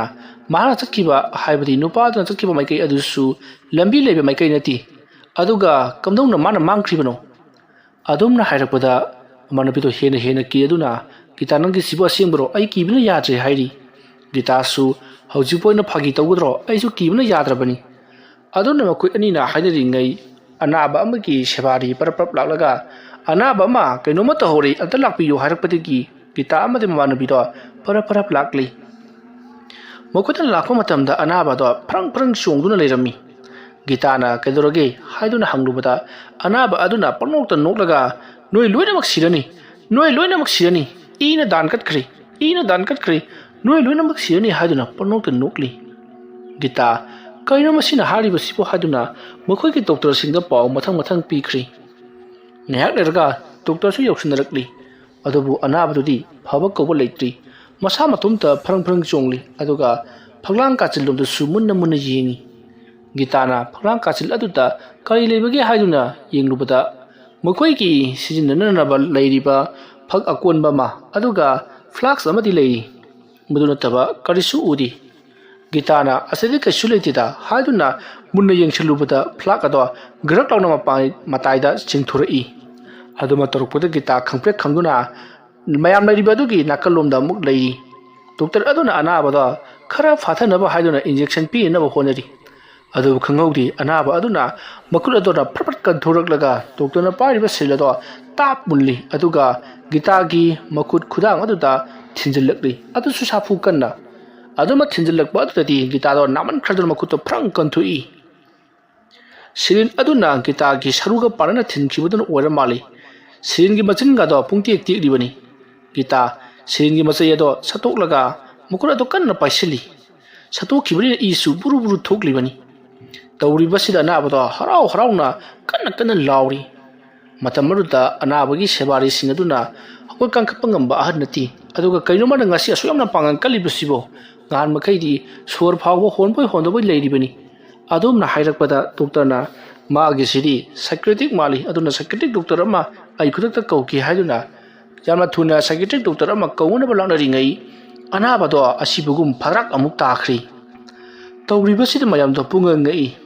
ꯒꯤꯇꯥꯁꯨ ꯃꯈꯨꯠ ꯑꯅꯥꯕꯗꯣ ꯕꯦꯅꯦꯠ ꯅꯞꯁꯤꯜꯂꯤꯕꯅꯤ ꯃꯍꯥꯛꯅ ꯕꯦꯅꯦꯠ ꯅꯞꯁꯤꯟꯕꯗ ꯈꯪꯅꯤꯡ ꯅꯤꯡꯁꯤꯡꯂꯛꯂꯤ ꯉꯁꯥꯏ ꯂꯤꯛꯂꯤ ꯀꯥꯏꯕ ꯃꯇꯝꯗ ꯂꯤꯛꯂꯤ ꯈꯣꯝꯖꯤꯟꯕꯗ ꯃꯍꯥꯛꯀꯤ ꯃꯈꯨꯠ ꯖꯥꯠꯈꯤꯕꯗꯣ ꯑꯗꯨꯒ ꯑꯅꯥꯕꯗꯨꯅꯁꯨ ꯂꯥꯎꯔꯝꯕꯅꯤ ꯍꯧꯖꯤꯛꯇꯤ ꯏꯅ ꯗꯥꯟ ꯀꯠꯈ꯭ꯔꯦ ꯂꯣꯏꯅꯃꯛ ꯁꯤꯔꯒꯅꯤ ꯍꯥꯏꯈꯤꯕꯗꯣ ꯅꯤꯡꯁꯤꯡꯂꯛꯂꯤ ꯉꯍꯥꯟ ꯃꯈꯩ ꯇꯧꯗ꯭ꯔꯒ ꯉꯁꯤ ꯑꯁꯨꯝꯅ ꯇꯧꯔꯛꯄ ꯑꯁꯤꯗ ꯀꯔꯤꯅꯣꯅꯦ ꯍꯥꯏꯗꯨꯅ ꯏꯪꯉ ꯉꯛꯂꯤꯕꯅꯤ꯫ ꯃꯗꯨꯒꯤ ꯃꯇꯨꯡ ꯁꯥꯏꯀꯦꯇ꯭ꯔꯤꯛ ꯗꯣꯛꯇꯔ ꯑꯗꯨ ꯂꯥꯛꯇꯨꯅ ꯑꯅꯥꯕꯗꯣ ꯀꯨꯞꯅ ꯌꯦꯡꯁꯤꯜꯂꯔꯤ, ꯑꯗꯨꯒ ꯍꯤꯗꯥꯛ ꯂꯥꯡꯊꯛ ꯈꯔ ꯏꯔꯝꯂꯒ ꯆꯠꯈ꯭ꯔꯤ꯫ ꯀꯩꯁꯨ ꯇꯧꯗꯕ ꯑꯅꯥꯕꯅꯤ ꯍꯥꯏꯔꯝꯂꯒ, ꯑꯗꯨꯕꯨ ꯍꯧꯖꯤꯛ ꯇꯧꯔꯛꯈ꯭ꯔꯤꯕ ꯃꯑꯣꯡ ꯑꯗꯨꯅꯗꯤ ꯀꯝꯗꯧꯅ ꯀꯩꯁꯨ ꯇꯧꯗꯕ ꯑꯅꯥꯕꯅꯤ ꯍꯥꯏꯒꯗꯧꯔꯤꯕꯅꯣ? ꯃꯇꯝꯗꯤ ꯑꯁꯨꯝ ꯍꯧꯖꯤꯟꯈ꯭ꯔꯤ꯫ ꯍꯧꯖꯤꯛꯇꯤ ꯃꯌꯥꯝ ꯄꯨꯝꯅꯃꯛ ꯇꯨꯝꯅꯈ꯭ꯔꯤ꯫ ꯒꯤꯇꯥ ꯑꯃꯗꯤ ꯃꯍꯥꯛꯀꯤ ꯃꯃꯥꯟꯅꯕꯤꯗꯨꯁꯨ ꯌꯥꯝꯅ ꯀꯤꯊꯤ ꯀꯤꯔꯨꯝ ꯇꯧꯅ ꯂꯩꯔꯤ꯫ ꯅꯥꯏꯠ ꯗ꯭ꯌꯨꯇꯤ ꯇꯥꯒꯗꯧꯔꯤꯕ ꯗꯣꯛꯇꯔ ꯑꯗꯨꯁꯨ ꯂꯥꯛꯇꯨꯅ ꯃꯈꯣꯏ ꯄꯨꯟꯅ ꯋꯥꯔꯤ ꯋꯥꯇꯥꯏ ꯁꯥꯟꯅꯔꯤ꯫ ꯒꯤꯇꯥꯅ ꯊꯣꯛꯈ꯭ꯔꯤꯕ ꯄꯨꯝꯅꯃꯛ ꯃꯊꯪ ꯇꯝꯃꯤ꯫ ꯃꯃꯥꯟꯅꯕꯤ ꯑꯗꯨꯁꯨ ꯌꯥꯎꯁꯜꯂꯛꯂꯔꯤ꯫ ꯃꯃꯥꯟꯅꯕꯤ ꯑꯃꯗꯤ ꯒꯤꯇꯥꯒꯤ ꯋꯥꯐꯝ ꯑꯗꯨ ꯇꯥꯕꯗ ꯗꯣꯛꯇꯔ ꯑꯗꯨꯅ, ꯍꯦꯔꯥ, ꯃꯗꯣ ꯅꯈꯣꯏꯒꯤ ꯍꯦꯂꯣꯁꯤꯅꯦꯁꯟ ꯑꯣꯏꯒꯅꯤ꯫ ꯂꯩꯗꯅ ꯅꯣꯏꯅ ꯑꯅꯥꯕ ꯁꯨꯝ ꯁꯦꯟꯅꯔꯛꯄꯁꯤꯗ ꯑꯗꯨꯒꯨꯝꯕ ꯁꯨꯝ ꯎꯔꯛꯄ ꯑꯣꯏꯔꯝꯕꯁꯨ ꯌꯥꯏ꯫ ꯋꯥꯐꯝ ꯑꯗꯨ ꯇꯥꯕꯗ ꯒꯤꯇꯥ ꯆꯨꯝꯂꯤꯗ꯭ꯔꯅꯦ ꯍꯥꯏꯗꯨꯅ ꯉꯥꯏꯍꯥꯛꯇꯪꯗꯤ ꯈꯟꯖꯥꯟꯅꯤ꯫ ꯃꯁꯤꯒꯤ ꯃꯇꯨꯡ ꯒꯤꯇꯥꯗꯣ ꯋꯥꯁꯔꯨꯝ ꯆꯪꯅꯤꯡꯉꯦ ꯍꯥꯏꯗꯨꯅ ꯃꯍꯥꯛ ꯄꯔꯞ ꯑꯃꯨꯛ ꯊꯣꯔꯛꯂꯤ꯫ ꯑꯗꯨꯒ ꯋꯥꯁꯔꯨꯝꯗ ꯆꯪꯅꯅꯕ ꯄꯔꯞ ꯂꯥꯛꯄ ꯃꯇꯝꯗꯗꯤ ꯋꯥꯁꯔꯨꯝ ꯑꯗꯣ ꯊꯣꯡ ꯂꯣꯜꯂꯒ ꯂꯩꯔꯝꯃꯤ꯫ ꯀꯅꯥ ꯃꯅꯨꯡꯗ ꯂꯩꯒꯦ ꯍꯥꯏꯗꯨꯅ ꯍꯪꯂꯨꯏ꯫ ꯃꯇꯝ ꯑꯗꯨꯗ ꯃꯤꯑꯣꯏ ꯑꯃꯅ ꯑꯩ ꯂꯩꯌꯦ ꯍꯥꯏꯗꯨꯅ ꯈꯨꯝꯃꯛꯂꯤ꯫ ꯒꯤꯇꯥꯗꯣ ꯉꯥꯏꯍꯥꯛꯇꯪ ꯉꯥꯏꯔꯤ꯫ ꯐꯅ ꯀꯨꯏꯅ ꯉꯥꯏꯔꯕ ꯐꯥꯎꯕꯗ ꯀꯔꯤ ꯑꯃꯠꯇ ꯊꯣꯛꯂꯛꯇꯕ ꯑꯗꯨꯗ ꯒꯤꯇꯥꯅ, ꯀꯔꯤꯅꯣ ꯑꯁꯨꯛ ꯀꯨꯏꯔꯤꯁꯤꯕꯣ, ꯀꯩꯗꯧꯔꯤꯕꯅꯣ ꯍꯥꯏꯗꯨꯅ ꯍꯪꯉꯤ꯫ ꯀꯔꯤꯃꯠꯇ ꯈꯨꯝꯂꯛꯇꯦ꯫ ꯒꯤꯇꯥꯅ, ꯑꯣ, ꯉꯁꯥꯏꯒꯤ ꯅꯨꯄꯥꯗꯨꯕꯨ ꯊꯣꯛꯈ꯭ꯔꯕ꯭ꯔꯣ? ꯑꯗꯨꯝꯅ ꯍꯥꯏꯔꯛꯄꯗ, ꯂꯩꯔꯤ ꯑꯃꯨꯛ ꯍꯥꯏꯔꯛꯏ꯫ ꯒꯤꯇꯥꯗꯣ ꯑꯗꯨꯃꯛ ꯂꯩꯔꯤ꯫ ꯃꯇꯝ ꯑꯗꯨꯗ ꯃꯃꯥꯟꯅꯕꯤꯗꯣ ꯄꯔꯞ ꯂꯥꯛꯂꯤ꯫ ꯑꯗꯨꯒ, ꯀꯩꯗꯧꯔꯒꯦ, ꯅꯪꯅ ꯆꯠꯈꯤꯕꯁꯤ ꯀꯨꯏꯃꯜꯂꯦꯗꯅ ꯂꯥꯛꯏꯅꯤ꯫ ꯃꯇꯝ ꯑꯗꯨꯗ ꯒꯤꯇꯥꯅ, ꯃꯅꯨꯡꯗ ꯅꯨꯄꯥ ꯑꯃ ꯂꯩ, ꯀꯩꯗꯧꯔꯤꯅꯣ ꯈꯪꯗꯦ꯫ ꯑꯗꯨꯝꯅ ꯍꯥꯏꯔꯛꯄꯗ ꯃꯃꯥꯟꯅꯕꯤ ꯑꯗꯨꯅ, ꯀꯩꯗꯧꯕꯒꯤ ꯃꯥꯗꯤ ꯁꯤꯗ ꯂꯩꯔꯤꯕ? ꯁꯤꯗꯤ ꯑꯩꯈꯣꯏꯒꯤ ꯁ꯭ꯇꯥꯐꯀꯤ ꯑꯣꯏꯕ ꯄꯣꯠꯅꯤꯅꯦ꯫ ꯑꯁꯨꯝꯅ ꯍꯥꯏꯔꯒ ꯒꯤꯇꯥꯒꯤ ꯃꯃꯥꯟꯅꯕꯤ ꯑꯗꯨꯅ ꯀꯧꯗꯨꯅ ꯍꯪꯂꯨꯏ꯫ ꯀꯅꯥꯁꯨ ꯈꯨꯝꯂꯛꯇꯦ꯫ ꯃꯁꯤꯗꯒꯤꯗꯤ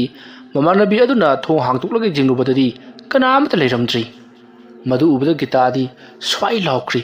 ꯀꯔꯤꯅꯣꯅꯦ, ꯍꯧꯖꯤꯛꯇ ꯑꯩꯅ ꯍꯪꯕ ꯃꯇꯝꯗꯗꯤ ꯑꯩ ꯂꯩꯅ ꯈꯨꯝꯃꯛꯈꯤꯕꯅꯤ꯫ ꯃꯇꯝ ꯑꯗꯨꯗ ꯃꯃꯥꯟꯅꯕꯤ ꯑꯗꯨꯅ, ꯌꯥꯔꯦꯁꯦ, ꯅꯪ ꯇꯧꯔꯨꯔ ꯆꯠꯂꯣ, ꯑꯩ ꯁꯤꯗ ꯉꯥꯏꯔꯝꯂꯒꯦ꯫ ꯒꯤꯇꯥꯗꯣ ꯌꯥꯝꯅ ꯀꯤꯅ ꯃꯅꯨꯡ ꯆꯪꯉꯤ꯫ ꯃꯇꯝ ꯑꯗꯨꯗ ꯒꯤꯇꯥꯅ ꯃꯃꯥꯟꯅꯕꯤ ꯑꯗꯨꯗ ꯋꯥꯔꯤ ꯑꯁꯨꯝ ꯁꯥꯔꯛꯏ꯫ ꯃꯇꯝ ꯑꯗꯨꯗ ꯃꯃꯥꯟꯅꯕꯤ ꯑꯗꯨꯅ ꯍꯣꯏ ꯈꯪꯉꯤ ꯍꯥꯏꯗꯨꯅ ꯑꯗꯨꯃꯛ ꯈꯨꯝꯕꯤꯔꯤ꯫ ꯒꯤꯇꯥꯗꯣ ꯃꯁꯥ ꯁꯦꯡꯗꯣꯛꯄ ꯂꯣꯏꯔꯤ꯫ ꯃꯈꯨꯠ ꯃꯁꯥ ꯍꯥꯡꯗꯣꯛꯂꯒ ꯄꯔꯞ ꯊꯣꯛꯂꯛꯄꯗ ꯃꯃꯥꯟꯅꯕꯤ ꯑꯗꯨ ꯂꯩꯔꯝꯗ꯭ꯔꯤ꯫ ꯉꯥꯏꯔꯝꯃꯨ ꯍꯥꯏꯔꯒ ꯆꯠꯈ꯭ꯔ ꯃꯥꯜꯂꯦ, ꯅꯠꯇ꯭ꯔꯒꯅ ꯑꯅꯥꯕ ꯑꯃ ꯁꯤꯔꯤꯌꯁ ꯑꯣꯏꯔꯦ ꯀꯥꯏꯅ ꯂꯥꯎꯔꯛꯄꯗꯤ ꯆꯠꯈ꯭ꯔꯕ ꯖꯥꯠꯂꯥ ꯍꯥꯏꯗꯨꯅ ꯃꯍꯥꯛꯁꯨ ꯄꯔꯞ ꯑꯗꯨꯃꯛ ꯂꯥꯛꯂꯤ꯫ ꯃꯇꯝ ꯑꯗꯨꯗ ꯃꯃꯥꯟꯅꯕꯤ ꯑꯗꯨꯗꯤ ꯗꯣꯛꯇꯔ ꯑꯗꯨꯒ ꯋꯥꯔꯤ ꯋꯥꯇꯥꯏ ꯁꯥꯟꯅꯔꯒ ꯂꯩꯔꯝꯃꯤ꯫ ꯒꯤꯇꯥꯅ, ꯉꯥꯏꯍꯥꯛ ꯉꯥꯏꯔꯝꯃꯨꯀꯣ ꯍꯥꯏꯔꯒ ꯀꯩꯗꯧꯕꯩ ꯄꯔꯞ ꯆꯠꯂꯤꯕ? ꯑꯗꯨꯝꯅ ꯍꯥꯏꯔꯛꯄꯗ ꯃꯃꯥꯟꯅꯕꯤ ꯑꯗꯣ ꯏꯪꯉ ꯉꯛꯏ꯫ ꯗꯣꯛꯇꯔ ꯑꯗꯨꯁꯨ ꯉꯛꯏ꯫ ꯃꯃꯥꯟꯅꯕꯤ ꯑꯗꯨꯅ, ꯀꯩꯗꯧꯔꯒꯦ ꯒꯤꯇꯥ? ꯑꯗꯨꯝꯅ ꯍꯥꯏꯔꯛꯄꯗ ꯒꯤꯇꯥ ꯈꯔ ꯆꯤꯡꯅꯔꯞꯅ, ꯀꯩꯅꯣ, ꯅꯪꯕꯨ ꯍꯧꯖꯤꯛꯇ ꯑꯩꯒꯤ ꯅꯥꯀꯟ ꯂꯥꯛꯑꯒ ꯀꯩꯗꯧꯔꯒꯦꯅ ꯍꯪꯉꯝꯗꯥꯏꯅꯦ? ꯃꯇꯝ ꯑꯗꯨꯗ ꯃꯃꯥꯟꯅꯕꯤꯗꯨꯅ, ꯀꯩꯅꯣ ꯍꯥꯏꯁꯤꯕꯣ, ꯑꯩꯗꯤ ꯀꯩꯝꯇ ꯂꯥꯛꯈꯤꯗꯦꯅ, ꯁꯤꯗ ꯁꯨꯝ ꯂꯩꯔꯤꯕꯁꯤꯗꯤ꯫ ꯋꯥꯐꯝ ꯑꯗꯨ ꯇꯥꯕꯗ ꯒꯤꯇꯥꯗꯣ ꯍꯦꯟꯅ ꯀꯤꯈꯤꯗꯨꯅ ꯃꯍꯥꯛ ꯋꯥꯟꯊꯈ꯭ꯔꯤ꯫ ꯃꯁꯤꯗꯒꯤꯗꯤ ꯃꯅꯥꯛꯇ ꯂꯩꯔꯤꯕ ꯗꯣꯛꯇꯔ ꯕꯣꯕꯣꯏ ꯑꯃꯗꯤ ꯃꯍꯥꯛꯀꯤ ꯃꯃꯥꯟꯅꯕꯤ ꯑꯗꯨꯒ ꯂꯣꯏꯅꯅ ꯒꯤꯇꯥꯕꯨ ꯂꯥꯏꯀꯠꯅꯔꯤ꯫ ꯉꯥꯏꯍꯥꯛꯀꯤ ꯃꯇꯨꯡꯗ ꯒꯤꯇꯥ ꯒ꯭ꯌꯥꯟ ꯂꯥꯛꯂꯤ꯫ ꯑꯗꯨꯒ ꯃꯍꯥꯛꯅ ꯎꯈꯤꯕꯁꯤꯡ ꯑꯗꯣ ꯂꯣꯏꯅꯃꯛ ꯇꯝꯂꯤ꯫ ꯃꯇꯝ ꯑꯗꯨꯗ ꯗꯣꯛꯇꯔ ꯕꯣꯕꯣꯏꯅ, ꯁꯨꯃꯥꯏꯅ ꯇꯧꯔꯣ ꯒꯤꯇꯥ, ꯅꯪ ꯉꯁꯤꯒꯤꯗꯤꯅꯦ ꯄꯣꯊꯥꯔꯣ, ꯑꯗꯨꯒꯅꯦ ꯍꯌꯦꯡ ꯌꯨꯝꯗ ꯍꯜꯂꯣ꯫ ꯃꯇꯝꯈꯔ ꯁꯨꯇꯤ ꯂꯧꯊꯣꯛꯂꯒ ꯄꯣꯊꯥꯅꯕ ꯇꯧ, ꯅꯠꯇ꯭ꯔꯕꯗꯤꯅꯦ ꯅꯪꯒꯤ ꯑꯅꯥꯕꯁꯦ ꯀꯩꯅꯣꯝꯃ ꯇꯧꯔꯛꯀꯗꯕ ꯃꯥꯜꯂꯤ꯫ ꯀꯨꯏꯅ ꯇꯨꯝꯗ ꯆꯥꯗꯅ ꯃꯌꯥꯝꯒꯤ ꯊꯕꯛ ꯇꯧꯕꯁꯤꯗ ꯅꯪ ꯈꯔ ꯍꯦꯟꯖꯟꯕ ꯃꯥꯜꯂꯤ꯫ ꯋꯥꯐꯝ ꯑꯗꯨꯗ ꯒꯤꯇꯥꯁꯨ ꯍꯣꯏ ꯍꯥꯏꯗꯨꯅ ꯌꯥꯔꯗꯨꯅ ꯇꯨꯃꯤꯟꯅ ꯂꯩꯔꯤ꯫ ꯑꯁꯨꯝꯅ ꯂꯩꯔꯤꯉꯩ ꯃꯇꯝ ꯑꯗꯨꯗ ꯉꯁꯥꯏ ꯂꯥꯎꯈꯤꯕ ꯑꯗꯨꯒꯨꯝꯅ ꯅꯤꯄꯥ ꯑꯃꯅ ꯌꯥꯝꯅ ꯀꯟꯅ ꯂꯥꯎꯈꯤꯕꯒꯤ ꯈꯣꯟꯖꯦꯜ ꯑꯃ ꯇꯥꯔꯛꯏ꯫ ꯑꯗꯨꯝꯅ ꯈꯣꯟꯖꯦꯜ ꯑꯗꯨ ꯇꯥꯔꯛꯄ ꯑꯗꯨꯗ ꯕꯣꯕꯣꯏ ꯑꯃꯗꯤ ꯒꯤꯇꯥꯒꯤ ꯃꯃꯥꯟꯅꯕꯤ ꯑꯗꯣ ꯀꯩꯗꯧꯔꯕꯖꯥꯠꯅꯣ ꯍꯥꯏꯗꯨꯅ ꯆꯠꯈꯤꯒꯦ ꯇꯧꯔꯛꯄꯗ ꯒꯤꯇꯥꯅ, ꯀꯅꯥꯃꯠꯇꯤ ꯆꯠꯂꯨꯅꯨꯁꯦ꯫ ꯋꯥꯐꯝ ꯑꯗꯨꯗ ꯕꯣꯕꯣꯏꯅ, ꯅꯪꯗꯤ ꯀꯝꯗꯧꯅ ꯈꯪꯉꯤꯕ? ꯒꯤꯇꯥꯅ, ꯉꯁꯥꯏꯁꯨ ꯂꯥꯎꯔꯛꯈ꯭ꯔꯕꯅꯤ ꯑꯁꯨꯃꯥꯏꯅ, ꯑꯩꯈꯣꯏꯅ ꯆꯠꯇꯨꯅ ꯊꯤꯔꯨꯕꯗ ꯑꯗꯨꯃꯛ ꯐꯪꯈꯤꯗ꯭ꯔꯕꯅꯤ꯫ ꯑꯗꯨꯝꯅ ꯍꯥꯏꯔꯛꯄꯗ ꯒꯤꯇꯥꯒꯤ ꯃꯃꯥꯟꯅꯕꯤꯗꯨꯁꯨ ꯈꯪꯅꯤꯡ ꯅꯤꯡꯁꯤꯡꯉꯛꯇꯨꯅ, ꯍꯣꯏꯅꯦ, ꯉꯁꯥꯏꯒꯤꯗꯣ꯫ ꯑꯗꯨꯝꯅ ꯍꯥꯏꯔꯛꯄꯗ ꯕꯣꯕꯣꯏꯅ, ꯅꯪꯁꯨ ꯃꯥꯅ ꯍꯥꯏꯁꯤ ꯈꯪꯕ꯭ꯔꯣ? ꯃꯇꯝ ꯑꯗꯨꯗ ꯒꯤꯇꯥꯒꯤ ꯃꯃꯥꯟꯅꯕꯤ ꯑꯗꯨꯅ, ꯍꯣꯏ ꯈꯪꯉꯤ ꯍꯥꯏꯗꯨꯅ ꯋꯥꯔꯤ ꯄꯨꯝꯕ ꯂꯤꯔꯛꯏ꯫ ꯑꯗꯨꯝꯅ ꯋꯥꯔꯤ ꯄꯨꯝꯕ ꯂꯤꯔꯛꯄ ꯑꯗꯨꯗ ꯕꯣꯕꯣꯏꯅ, ꯌꯥꯏꯍꯦ ꯅꯕꯥꯅꯤꯁꯨ, ꯐꯖꯅ ꯑꯩꯉꯣꯟꯗ ꯁꯥꯟꯅꯔꯦ꯫ ꯒꯤꯇꯥꯅ, ꯍꯧꯖꯤꯛ ꯑꯗꯨ ꯀꯟꯅ ꯂꯥꯎꯈ꯭ꯔꯤꯕꯗꯨꯕꯨ ꯑꯩꯈꯣꯏꯅ ꯁꯥꯟꯅꯕꯅꯤ ꯍꯥꯏꯒꯗꯧꯔꯤꯕ꯭ꯔꯣ? ꯕꯣꯕꯣꯏꯗꯣ ꯀꯔꯤꯁꯨ ꯈꯨꯝꯈꯤꯗ꯭ꯔꯦ ꯇꯨꯃꯤꯟꯅ ꯂꯩ ꯃꯇꯝ ꯑꯗꯨꯗ ꯃꯍꯥꯛꯀꯤ ꯃꯣꯕꯥꯏꯜꯗ ꯔꯤꯡ ꯂꯥꯛꯄꯗꯒꯤ ꯁꯠ ꯑꯣꯈꯠꯂꯤ ꯑꯗꯨꯒ ꯋꯥꯔꯤ ꯋꯥꯇꯥꯏ ꯁꯥꯟꯅꯗꯨꯅ ꯉꯥꯏꯍꯥꯛ ꯂꯩꯈꯤ ꯃꯇꯝꯗꯤ ꯑꯁꯨꯝ ꯊꯦꯡꯖꯤꯜꯂꯛꯂꯤ ꯄꯨꯡ 12 ꯈꯔ ꯍꯦꯟꯖꯜꯂꯛꯂꯤ ꯃꯇꯝ ꯑꯗꯨꯗ ꯑꯅꯥꯕ ꯅꯨꯄꯥ ꯑꯃ ꯃꯍꯥꯛꯀꯤ ꯑꯅꯥꯕꯒꯤ ꯍꯥꯏꯕꯗꯤ ꯑꯣꯄꯔꯦꯁꯟ ꯊꯤꯌꯦꯇꯔꯗ ꯆꯪꯉꯝꯗꯥꯏꯗ ꯁꯦꯠꯄ ꯗ꯭ꯔꯦꯁ ꯑꯗꯨ ꯁꯦꯠꯂꯒ ꯃꯈꯨꯠꯇ ꯗ꯭ꯔꯤꯞ ꯃꯔꯤ ꯑꯃ ꯊꯤꯟꯖꯤꯜꯂꯒ ꯃꯈꯨꯠ ꯅꯥꯝꯃꯅ ꯗ꯭ꯔꯤꯞ ꯃꯔꯤ ꯑꯗꯨꯗ ꯀꯟꯅ ꯄꯥꯏꯁꯤꯜꯂꯤ ꯑꯗꯨꯒ ꯗ꯭ꯔꯤꯞ ꯃꯔꯤ ꯑꯗꯨꯒꯤ ꯕꯣꯇꯜ ꯑꯗꯨꯕꯨ ꯂꯩꯃꯥꯏꯗ ꯒꯣꯔꯣ ꯒꯣꯔꯣ ꯒꯣꯔꯣ ꯆꯤꯡꯂꯒ ꯂꯥꯛꯂꯤ ꯑꯍꯜꯅꯤ ꯃꯃꯥꯏꯒꯗꯣ ꯏꯁꯨꯞ ꯁꯨꯞꯄꯤ ꯃꯤꯠꯀꯗꯨꯅ ꯏꯂꯥꯎ ꯂꯥꯎꯔꯒ ꯃꯀꯣꯛ ꯏꯇꯥꯡ ꯇꯥꯡꯂꯒ ꯂꯥꯛꯂꯤꯕ ꯐꯤꯕꯝ ꯑꯗꯨꯗꯗꯤ ꯒꯤꯇꯥ ꯕꯣꯕꯣꯏ ꯑꯃꯗꯤ ꯒꯤꯇꯥꯒꯤ ꯃꯃꯥꯟꯅꯕꯤ ꯈꯪꯄ꯭ꯔꯦꯛ ꯈꯪꯉꯤ ꯑꯗꯨꯒ ꯃꯈꯣꯏ ꯆꯦꯟꯊꯣꯔꯛꯇꯨꯅ ꯑꯍꯜꯕꯨ ꯀꯗꯥꯏ ꯆꯠꯀꯗꯕꯅꯣ ꯍꯥꯏꯗꯨꯅ ꯍꯪꯂꯤ ꯑꯗꯨꯕꯨ ꯍꯣꯏꯁꯨ ꯍꯥꯏꯗꯤ ꯃꯥꯏꯁꯨ ꯍꯥꯏꯗꯤ ꯕꯣꯇꯜ ꯑꯗꯣ ꯒꯣꯔꯣ ꯒꯣꯔꯣ ꯒꯣꯔꯣ ꯆꯤꯡꯗꯨꯅ ꯑꯗꯨꯃꯛ ꯆꯠꯂꯤ ꯃꯇꯝ ꯑꯗꯨꯗ ꯒꯤꯇꯥꯅ ahal aduki makut paige haiduna torubadadi makut aduda paiba ngamamdi haibadi malang tarang amada makutna marubagum tauri haibadi karigumba photo projector image amada khudna marubada free chatpa adugumna masakti ujaragasu paiba thengba karimta yaramdi ihang hangi matamaruda boboido kirakladuna hai magishti mawong amani ne kita lo khoi karung changslo asomna makhoi car da proper function laga thongon sal laga mingsel khajal liba dom dagi oina ahal aduna tawribudo yingakli ahal ado mahana drip mari aduga kolana bottle adu goro goro singna sumchat khraga hospital adugi makhada chatkina ba leiriba awangba dolan adugi balcony da lepli kita khangli ahla che chongthagi dore haibasi boboi amadi kita ge manabi adu sukhangli bani ahla che sondramaki chongthagi dore haibasi adumna leidingai matam aduda ahal ado balcony adugi phayen aduda chap lepi hoiswaidi maiswaidi mamaisle thorakti tanja aduda maido pripipit khapi hospital gi maina khangkhap khablakpa aduda mokhoi mayam do ipa pa khani gita amadi mahaki manabi duri kanna konsinaraga khangli bani boboisu kibna masada loirabani ngasai ki gita amadi manabi da angang lubagi wani masidagi boboina karina tori basibo haiduna khanjanaraga leiringai haujikte maido mapung fana lakle boboido wakhal khara fari kitaga mahaki mamanabi aduga konsinnaraga kapminnaraga leiramba duda boboina yar henabani su kigan khraba aiduni adumna hairaga leithorakpadadi boboina mangasai ahal lama ukibodo leplaga leiramlei ahal adugi mamai adudi lukham boina panduna leirammi haibati mamai aduna lukham do onthokraga lukham ge saruk aduna mama onthoklaga mamam makok ato leithoklaga leiramlei hariba sakta madu urbada boboido kanna laukhalai boboina adumna kanna laukhibuta gita amati nurse nupi mamanabi adusu kanna lauduna kablakli tarukliba mawung asida makhoi mayamsu ipa pakhanari hospital aduda leiriba anaba amadi anabagi sebari sing aduna kaidunarbagi haiduna khoi su chenthorakli doctor amadi nurse sing aduna oiramliba phiba maduda kari torobagi haiduna hangnarakpada mokhoi singsu amata khumpham khangiri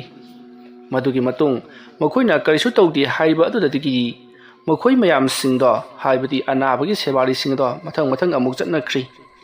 madamadu khangkhangudana hospital adugi mai mutkri mai mutkibaduda gita magi manakta lariba manabi duda chechet konsilli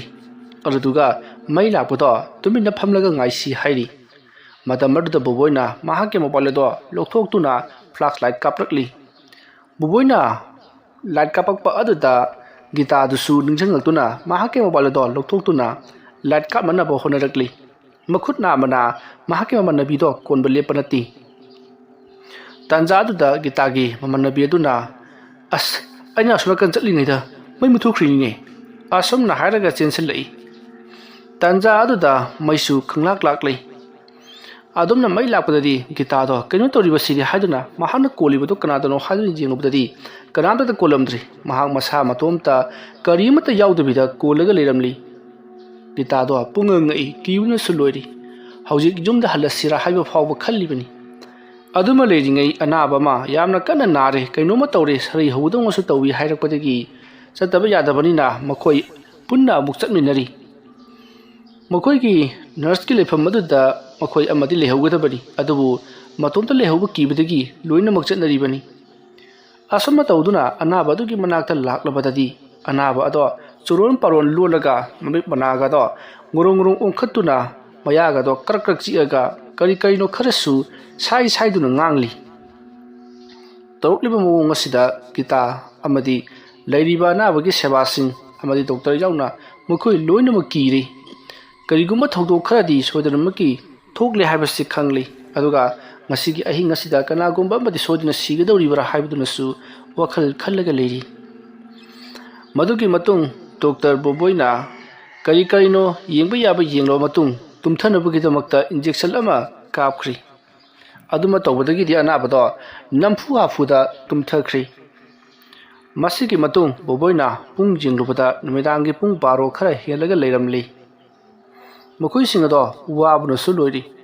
ꯉꯥꯟꯃꯈꯩꯒ ꯃꯥꯟꯅꯗꯕ ꯊꯧꯗꯣꯛ ꯀꯌꯥ ꯑꯃ ꯊꯣꯛꯂꯛꯄꯁꯤꯗ ꯀꯤꯕꯅꯁꯨ ꯂꯣꯏꯔꯕꯅꯤ ꯃꯈꯣꯏ ꯑꯍꯨꯝꯗꯣ ꯂꯩꯔꯤꯕ ꯄꯦꯁꯦꯟꯁꯤꯡ ꯑꯗꯨꯒꯤ ꯃꯅꯥꯛꯇ ꯑꯣꯏꯅ ꯂꯩꯔꯤ ꯃꯈꯣꯏ ꯑꯍꯨꯝꯈꯛ ꯃꯇꯣꯝꯇ ꯂꯩꯕꯗꯣ ꯇꯜꯂꯗꯨꯅ ꯃꯇꯝ ꯑꯗꯨꯗ ꯑꯅꯥꯕꯒꯤ ꯁꯦꯕꯥꯔꯤ ꯑꯃ ꯌꯥꯝꯅ ꯀꯟꯅ ꯂꯥꯎꯔꯒ ꯃꯈꯣꯏꯒꯤ ꯂꯩꯔꯤꯕ ꯋꯥꯔꯗ ꯑꯗꯣꯝꯗ ꯆꯦꯜꯂꯛꯏ ꯑꯗꯣꯝꯅ ꯆꯦꯜꯂꯛꯄꯗꯨꯗ ꯂꯩꯔꯤꯕ ꯃꯌꯥꯝꯅ ꯀꯩꯗꯧꯔꯦ ꯍꯥꯏꯗꯨꯅ ꯆꯦꯟꯊꯣꯛꯅꯔꯛꯄꯗ ꯑꯅꯥꯕꯒꯤ ꯁꯦꯕꯥ ꯂꯩꯕ ꯅꯨꯄꯥ ꯑꯗꯨꯅ ꯂꯥꯎꯗꯨꯅ ꯆꯦꯜꯂꯛꯂꯤꯕꯁꯤ ꯃꯍꯥꯛꯅ ꯇꯣꯏꯂꯦꯠꯇ ꯃꯁꯥ ꯁꯦꯡꯗꯣꯛꯂꯤꯉꯩ ꯃꯇꯝꯗ ꯀꯅꯥꯒꯨꯝꯕ ꯑꯃ ꯊꯣꯡ ꯊꯤꯜꯂꯛꯏ ꯑꯗꯨꯗ ꯑꯩꯅ ꯀꯅꯥꯅꯣ ꯊꯣꯡ ꯊꯤꯜꯂꯛꯂꯤꯕꯗꯨꯕꯣ ꯃꯅꯨꯡꯗ ꯑꯩ ꯂꯩ ꯍꯥꯏꯔꯨꯕꯗ ꯃꯤꯑꯣꯏ ꯑꯗꯨꯅ ꯐꯔꯦ ꯑꯗꯨꯗꯤ ꯉꯥꯏꯍꯥꯛ ꯉꯥꯏꯔꯒꯦ ꯍꯥꯏꯗꯨꯅ ꯉꯥꯏꯍꯧꯕꯅꯤ ꯑꯗꯨꯒꯗꯤ ꯑꯩꯅ ꯊꯣꯡ ꯍꯥꯡꯗꯣꯛꯄꯗꯗꯤ ꯍꯅꯨꯕ ꯑꯃ ꯃꯉꯛ ꯇꯠꯂꯒ ꯁꯤꯔꯒ ꯂꯩꯔꯝꯂꯦ ꯏꯍꯤꯡꯅ ꯍꯤꯡꯅ ꯄꯨꯡꯆꯥꯏ ꯆꯥꯏꯍꯧꯔꯦ ꯍꯥꯏꯔꯤ ꯋꯥꯐꯝ ꯑꯗꯨ ꯇꯥꯕꯗ ꯃꯌꯥꯝꯁꯨ ꯄꯥꯈꯠꯅꯔꯗꯨꯅ ꯀꯗꯣꯝꯗꯅꯣꯅꯦ ꯍꯥꯏꯁꯤꯕꯣ ꯍꯥꯏꯗꯨꯅ ꯊꯨꯅ ꯌꯥꯡꯅ ꯆꯦꯜꯂꯛꯂꯤ ꯑꯗꯨꯝꯅ ꯆꯦꯜꯂꯛꯄ ꯃꯇꯝꯗꯗꯤ ꯇꯣꯏꯂꯦꯠ ꯃꯃꯥꯡꯗ ꯀꯅꯥ ꯑꯃꯠꯇ ꯂꯩꯔꯝꯗ꯭ꯔꯤ ꯇꯣꯏꯂꯦꯠ ꯆꯪꯉꯨꯕ ꯅꯨꯄꯥ ꯑꯗꯨꯁꯨ ꯉꯛꯄꯗ ꯂꯣꯏꯔꯤ ꯀꯤꯕꯁꯨ ꯐꯥꯎꯔꯤ ꯍꯧꯖꯤꯛꯇ ꯑꯩꯅ ꯎꯔꯝꯕꯗꯨꯕꯨ ꯑꯩꯒꯤ ꯃꯤꯠꯅ ꯎꯕ ꯅꯠꯇꯦꯗ ꯍꯥꯏꯗꯨꯅ ꯃꯇꯝ ꯑꯗꯨꯗ ꯂꯩꯔꯤꯕ ꯃꯌꯥꯝ ꯁꯦꯕꯥꯔꯤꯁꯤꯡ ꯑꯗꯨꯅ ꯍꯦꯔ ꯏꯕꯨꯡꯉꯣ ꯃꯤ ꯀꯤꯅꯕ ꯄꯪꯍꯥꯏ ꯍꯥꯏꯖꯤꯜꯂꯛꯀꯅꯨꯗ ꯍꯥꯏꯗꯨꯅ ꯌꯥꯝꯅ ꯁꯥꯎꯔꯤ ꯑꯗꯨꯝꯅ ꯃꯌꯥꯝ ꯃꯔꯥꯡ ꯇꯧꯔꯤꯉꯩ ꯃꯇꯝ ꯑꯗꯨꯗ ꯀꯅꯥꯒꯨꯝꯕ ꯑꯃ ꯋꯥꯡꯈ꯭ꯔꯕ ꯕꯦꯜꯀꯣꯅꯤꯗꯨꯗꯒꯤ ꯃꯈꯥꯗ ꯆꯣꯡꯊꯈꯤꯕꯒꯤ ꯃꯈꯣꯜ ꯑꯃ ꯃꯈꯣꯏꯅ ꯇꯥꯔꯤ ꯑꯗꯨꯝꯅ ꯀꯅꯥꯒꯨꯝꯕ ꯑꯃ ꯕꯨꯗ꯭ꯔꯨꯞ ꯂꯥꯎꯅ ꯆꯣꯡꯊꯈꯤꯕꯒꯤ ꯈꯣꯟꯖꯦꯜ ꯑꯗꯨ ꯇꯥꯕꯗ ꯃꯌꯥꯝꯗꯣ ꯄꯔꯞ ꯆꯦꯟꯊꯣꯛꯇꯨꯅ ꯌꯦꯡꯂꯨꯕꯗꯗꯤ ꯉꯁꯥꯏꯗꯒꯤ ꯎꯔꯤꯕ ꯕꯣꯕꯣꯏ ꯁꯪꯒꯤꯇꯥ ꯑꯃꯗꯤ ꯃꯍꯥꯛꯀꯤ ꯃꯃꯥꯟꯅꯕꯤ ꯑꯃꯗꯤ ꯍꯧꯖꯤꯛ ꯇꯣꯏꯂꯦꯠꯇꯒꯤ ꯊꯣꯛꯂꯛꯄ ꯅꯨꯄꯥ ꯑꯗꯨꯅ ꯎꯈꯤꯕ ꯑꯍꯜ ꯑꯗꯣ ꯂꯩꯕꯥꯛ ꯃꯈꯥ ꯑꯗꯨꯗ ꯁꯟꯗꯣꯛꯂꯒ ꯎꯄ꯭ꯔꯥꯡ ꯎꯞꯁꯜꯂꯒ ꯇꯥꯔꯒ ꯂꯩꯔꯤꯕꯗꯨ ꯎꯔꯤ ꯃꯌꯥꯝꯁꯨ ꯄꯥꯈꯠꯅꯔꯗꯨꯅ ꯃꯈꯥꯗ ꯄꯔꯞ ꯆꯦꯟꯊꯔꯛꯏ ꯃꯇꯧ ꯑꯁꯨꯝꯅ ꯃꯈꯣꯏꯅ ꯆꯦꯟꯊꯔꯒ ꯌꯦꯡꯂꯨꯕꯗꯗꯤ ꯉꯁꯥꯏꯗꯒꯤ ꯃꯈꯣꯏꯅ ꯎꯔꯤꯕ ꯑꯍꯜꯗꯣ ꯑꯣꯏꯗꯨꯅ ꯂꯩꯔꯝꯂꯤ ꯑꯍꯜ ꯑꯗꯨꯅ ꯀꯔꯤꯒꯤꯗꯃꯛꯇ ꯑꯗꯨꯝꯅ ꯍꯣꯁꯄꯤꯇꯥꯜ ꯑꯗꯨꯗꯒꯤ ꯆꯣꯡꯊꯔꯒ ꯁꯤꯖꯔꯤꯕꯅꯣ ꯍꯥꯏꯕꯗꯣ ꯀꯅꯥ ꯑꯃꯠꯇꯅ ꯈꯪꯗꯦ ꯃꯁꯤꯗꯒꯤꯗꯤ ꯑꯍꯜ ꯑꯗꯨꯒꯤ ꯁꯦꯕꯥ ꯇꯧꯔꯤꯕ ꯁꯦꯕꯥꯔꯤꯁꯤꯡ ꯆꯦꯟꯁꯤꯜꯂꯛꯇꯨꯅ ꯀꯣꯟꯈꯠꯇꯨꯅ ꯌꯥꯝꯅ ꯀꯞꯅ ꯂꯥꯎꯅꯈꯤ ꯃꯇꯝ ꯑꯗꯨꯗ ꯗꯣꯛꯇꯔ ꯕꯣꯕꯣꯏꯅꯁꯨ ꯆꯦꯟꯁꯤꯜꯂꯛꯇꯨꯅ ꯀꯟꯕ ꯉꯝꯅꯅꯕꯗꯤ ꯌꯥꯝꯅ ꯀꯟꯅ ꯍꯣꯠꯅꯈꯤꯕꯅꯤ ꯑꯗꯨꯕꯨ ꯎꯄꯥꯏ ꯂꯩꯈꯤꯗ꯭ꯔꯦ ꯗꯣꯛꯇꯔ ꯕꯣꯕꯣꯏꯅ ꯃꯥꯒꯤꯁꯤꯕꯣ ꯀꯔꯤ ꯑꯣꯏꯅ ꯅꯥꯕꯅꯣ ꯀꯃꯥꯏꯅ ꯇꯧꯕꯅꯣ ꯍꯥꯏꯗꯨꯅ ꯍꯪꯉꯤ ꯃꯇꯝ ꯑꯗꯨꯗ ꯂꯩꯔꯤꯕ ꯑꯅꯥꯕ ꯁꯤꯔꯤꯕ ꯍꯅꯨꯕ ꯑꯗꯨꯒꯤ ꯁꯦꯕꯥꯔꯤꯁꯤꯡ ꯑꯗꯨꯅ ꯀꯩꯁꯨ ꯇꯧꯕ ꯅꯠꯇꯦ ꯃꯁꯥ ꯅꯨꯡꯉꯥꯏꯇꯕꯒꯤ ꯉꯔꯥꯡ ꯄꯨꯈꯠꯂꯛꯄꯅꯤ ꯑꯗꯨꯒ ꯉꯁꯤ ꯁꯨꯃꯥꯏꯅ ꯇꯧꯔꯝꯃꯤꯕꯁꯤꯅ ꯀꯔꯤꯅꯣ ꯈꯪꯗ꯭ꯔꯦ ꯍꯥꯏꯗꯨꯅ ꯀꯞꯂꯤ ꯃꯇꯝ ꯑꯗꯨꯗ ꯕꯣꯕꯣꯏꯅ ꯑꯩꯁꯤ ꯃꯐꯝ ꯑꯁꯤꯗ ꯀꯨꯏꯅ ꯂꯩꯔꯕꯗꯤ ꯁꯣꯏꯗꯅꯃꯛꯀꯤ ꯈꯨꯗꯣꯡꯊꯤꯕ ꯊꯣꯛꯂꯛꯄ ꯌꯥꯏ ꯑꯗꯨꯅ ꯑꯩ ꯑꯇꯣꯞꯄ ꯃꯐꯝ ꯑꯃꯗ ꯑꯩ ꯆꯠꯈꯤꯗꯕ ꯌꯥꯔꯔꯣꯏ ꯑꯁꯨꯝꯅ ꯋꯥꯈꯜ ꯈꯜꯂꯒ ꯂꯩꯔꯤꯉꯩ ꯃꯌꯥꯝꯁꯤꯡ ꯑꯗꯨꯒꯤ ꯃꯔꯛꯇꯒꯤ ꯃꯤꯑꯣꯏ ꯈꯔꯅ ꯁꯨꯃꯥꯏꯅ ꯁꯨꯝ ꯂꯩꯕꯗꯤ ꯌꯥꯔꯣꯏ ꯀꯔꯤꯅꯣ ꯈꯔ ꯇꯧꯅꯕ ꯇꯧꯁꯤ ꯍꯥꯏꯔꯛꯄꯗꯒꯤ ꯕꯣꯕꯣꯏꯅ ꯃꯐꯝ ꯑꯗꯨꯗ ꯑꯅꯥꯕ ꯑꯗꯨꯕꯨ ꯏꯟꯁꯤꯟꯗꯨꯅ ꯐꯥꯔꯁ ꯑꯦꯗ ꯄꯤꯕ ꯌꯥꯕ ꯄꯤꯔꯕ ꯃꯇꯨꯡꯗ ꯀꯟꯕ ꯉꯝꯗ꯭ꯔꯦ ꯍꯥꯏꯗꯨꯅ ꯃꯍꯥꯛꯅ ꯃꯥꯒꯤ ꯂꯩꯔꯤꯕ ꯑꯅꯥꯕꯒꯤ ꯁꯦꯕꯥꯔꯤꯁꯤꯡ ꯑꯗꯨꯗ ꯁꯤꯟꯅꯈ꯭ꯔꯤ ꯁꯦꯕꯥꯔꯤꯁꯤꯡ ꯑꯗꯨꯁꯨ ꯑꯅꯥꯕ ꯑꯗꯨꯕꯨ ꯄꯨꯗꯨꯅ ꯃꯌꯨꯝꯂꯣꯝꯗ ꯍꯟꯈꯤ ꯃꯇꯝꯁꯦ ꯑꯍꯤꯡꯒꯤ ꯄꯨꯡ 2 ꯇꯥꯔꯕꯅꯤ ꯄꯨꯡ 2 ꯇꯥꯔꯛꯄ ꯑꯗꯨꯋꯥꯏꯗ ꯕꯣꯕꯣꯏꯗꯣ ꯋꯥꯃꯟꯈ꯭ꯔꯗꯨꯅ ꯉꯥꯏꯍꯥꯛ ꯄꯣꯊꯥꯔꯒ ꯐꯝꯂꯒ ꯂꯩꯔꯤ ꯁꯪꯒꯤꯇꯥ ꯑꯃꯗꯤ ꯃꯍꯥꯛꯀꯤ ꯃꯃꯥꯟꯅꯕꯤ ꯑꯗꯨꯁꯨ ꯋꯥ ꯉꯥꯡꯉꯗꯤ ꯇꯨꯃꯤꯟ ꯐꯝꯂꯒ ꯂꯩꯔꯤ ꯍꯣꯁꯄꯤꯇꯥꯜꯗꯣ ꯉꯁꯤꯒꯤ ꯊꯧꯗꯣꯛ ꯑꯗꯨꯅ ꯏꯆꯤꯛ ꯆꯤꯛꯄꯒꯨꯝ ꯇꯧꯔꯤ ꯃꯇꯝ ꯑꯗꯨꯗ ꯀꯅꯥꯒꯨꯝꯕ ꯅꯨꯄꯤ ꯑꯃꯅ ꯌꯥꯝꯅ ꯀꯟꯅ ꯅꯣꯛꯄꯒꯤ ꯈꯣꯟꯖꯦꯜ ꯑꯃ ꯇꯥꯔꯤ ꯈꯥꯛ ꯂꯥꯎꯗꯨꯅ ꯅꯣꯛꯄꯒꯤ ꯈꯣꯟꯖꯦꯜ ꯑꯗꯨ ꯇꯥꯕꯗ ꯂꯩꯔꯤꯕ ꯑꯅꯥꯕꯒꯤ ꯁꯦꯕꯥꯔꯤꯁꯤꯡ ꯑꯅꯥꯕꯁꯤꯡ ꯑꯃꯗꯤ ꯃꯐꯝ ꯑꯗꯨꯗ ꯅꯥꯏꯠꯀꯤ ꯗ꯭ꯌꯨꯇꯤ ꯇꯥꯔꯤꯕ ꯕꯣꯕꯣꯏ ꯒꯤꯇꯥ ꯑꯃꯗꯤ ꯃꯃꯥꯟꯅꯕꯤ ꯃꯈꯣꯏ ꯑꯍꯨꯝ ꯑꯗꯨꯁꯨ ꯀꯔꯣꯝꯗꯅꯣꯅꯤ ꯅꯣꯛꯂꯛꯏꯕꯁꯤꯕꯨ ꯍꯥꯏꯗꯨꯅ nupi amana kana nokpagi khonjal tariba domda parap lakli adumna lakpa matamdadi kana amata su leiramdi duga nupi su amata de kaplamdi nupi dagi mukhon tabo oitaragadi nupi lebam thopuni adubu tarliba khonjal adudi mi kana su leitaba nakal amarom dagini hospital ase ngasiri phajana tamnare haibase khanglei maram aduna anabagi sebari singna nonghek nganbaga atopa famdona ikoi refer thabiro haiduna yamna kanna ngarang langnaba horki masidagi mathang mari leinaba singda paw mathang piduna pham aduda yamna miyam sing acho mi sing thomjan naraklei matam se pung ahumuk tarabani thokriba thodok puna mak bobonya loina mak tamli aduga karino khangde ngasi si gan makai ka mandaba thodok kaya hospital asida thoi haiduna su tamli wafam adu tabada lakliba miyusing aduna phari ama bori hajikta khoi laklabani na kari tawgada ge haibado khaduk dobagi damakte sem sarasi asumna hairaga lakliba miyusing adudagi miyoi amana subas kauba maiba ama puthorakle matam aduda maiba aduna mafam atai ke koibada koina sum chalakpada subasna nakhoi hospital asida kanagoma miyoi amana lai kauthoktuna lai sanaramle maram madunani nakhoi hospital asida asigumlaba thoka ningdraba thodok kaya ngarang handaki thokpa horoklibasi adumna hairakpada makhoi mayamdo kinabuna loiri phamasda lai sanarami haibaduda amadikidi mayam changduna lai sanari miyodo kanano haibado khangduklaba matungda phaduna phusi haiduna su ngarang langnarakli mutamadu subasna madugi karsu kanaba leiroi miyodo kona tibda chukphang pangloi madugi mahutta mahak haibadi hospital da leiriba but asimak mafam aduda thakigadabani haibadi lai asibu but asibu kokthoklamaba miyoi aduda amu hanna thakigadabani aduma torabadi mafam masida tamnariba law khongliba amadi misi mina nangliba khudimak loina phakigadoribani adumna hairakpada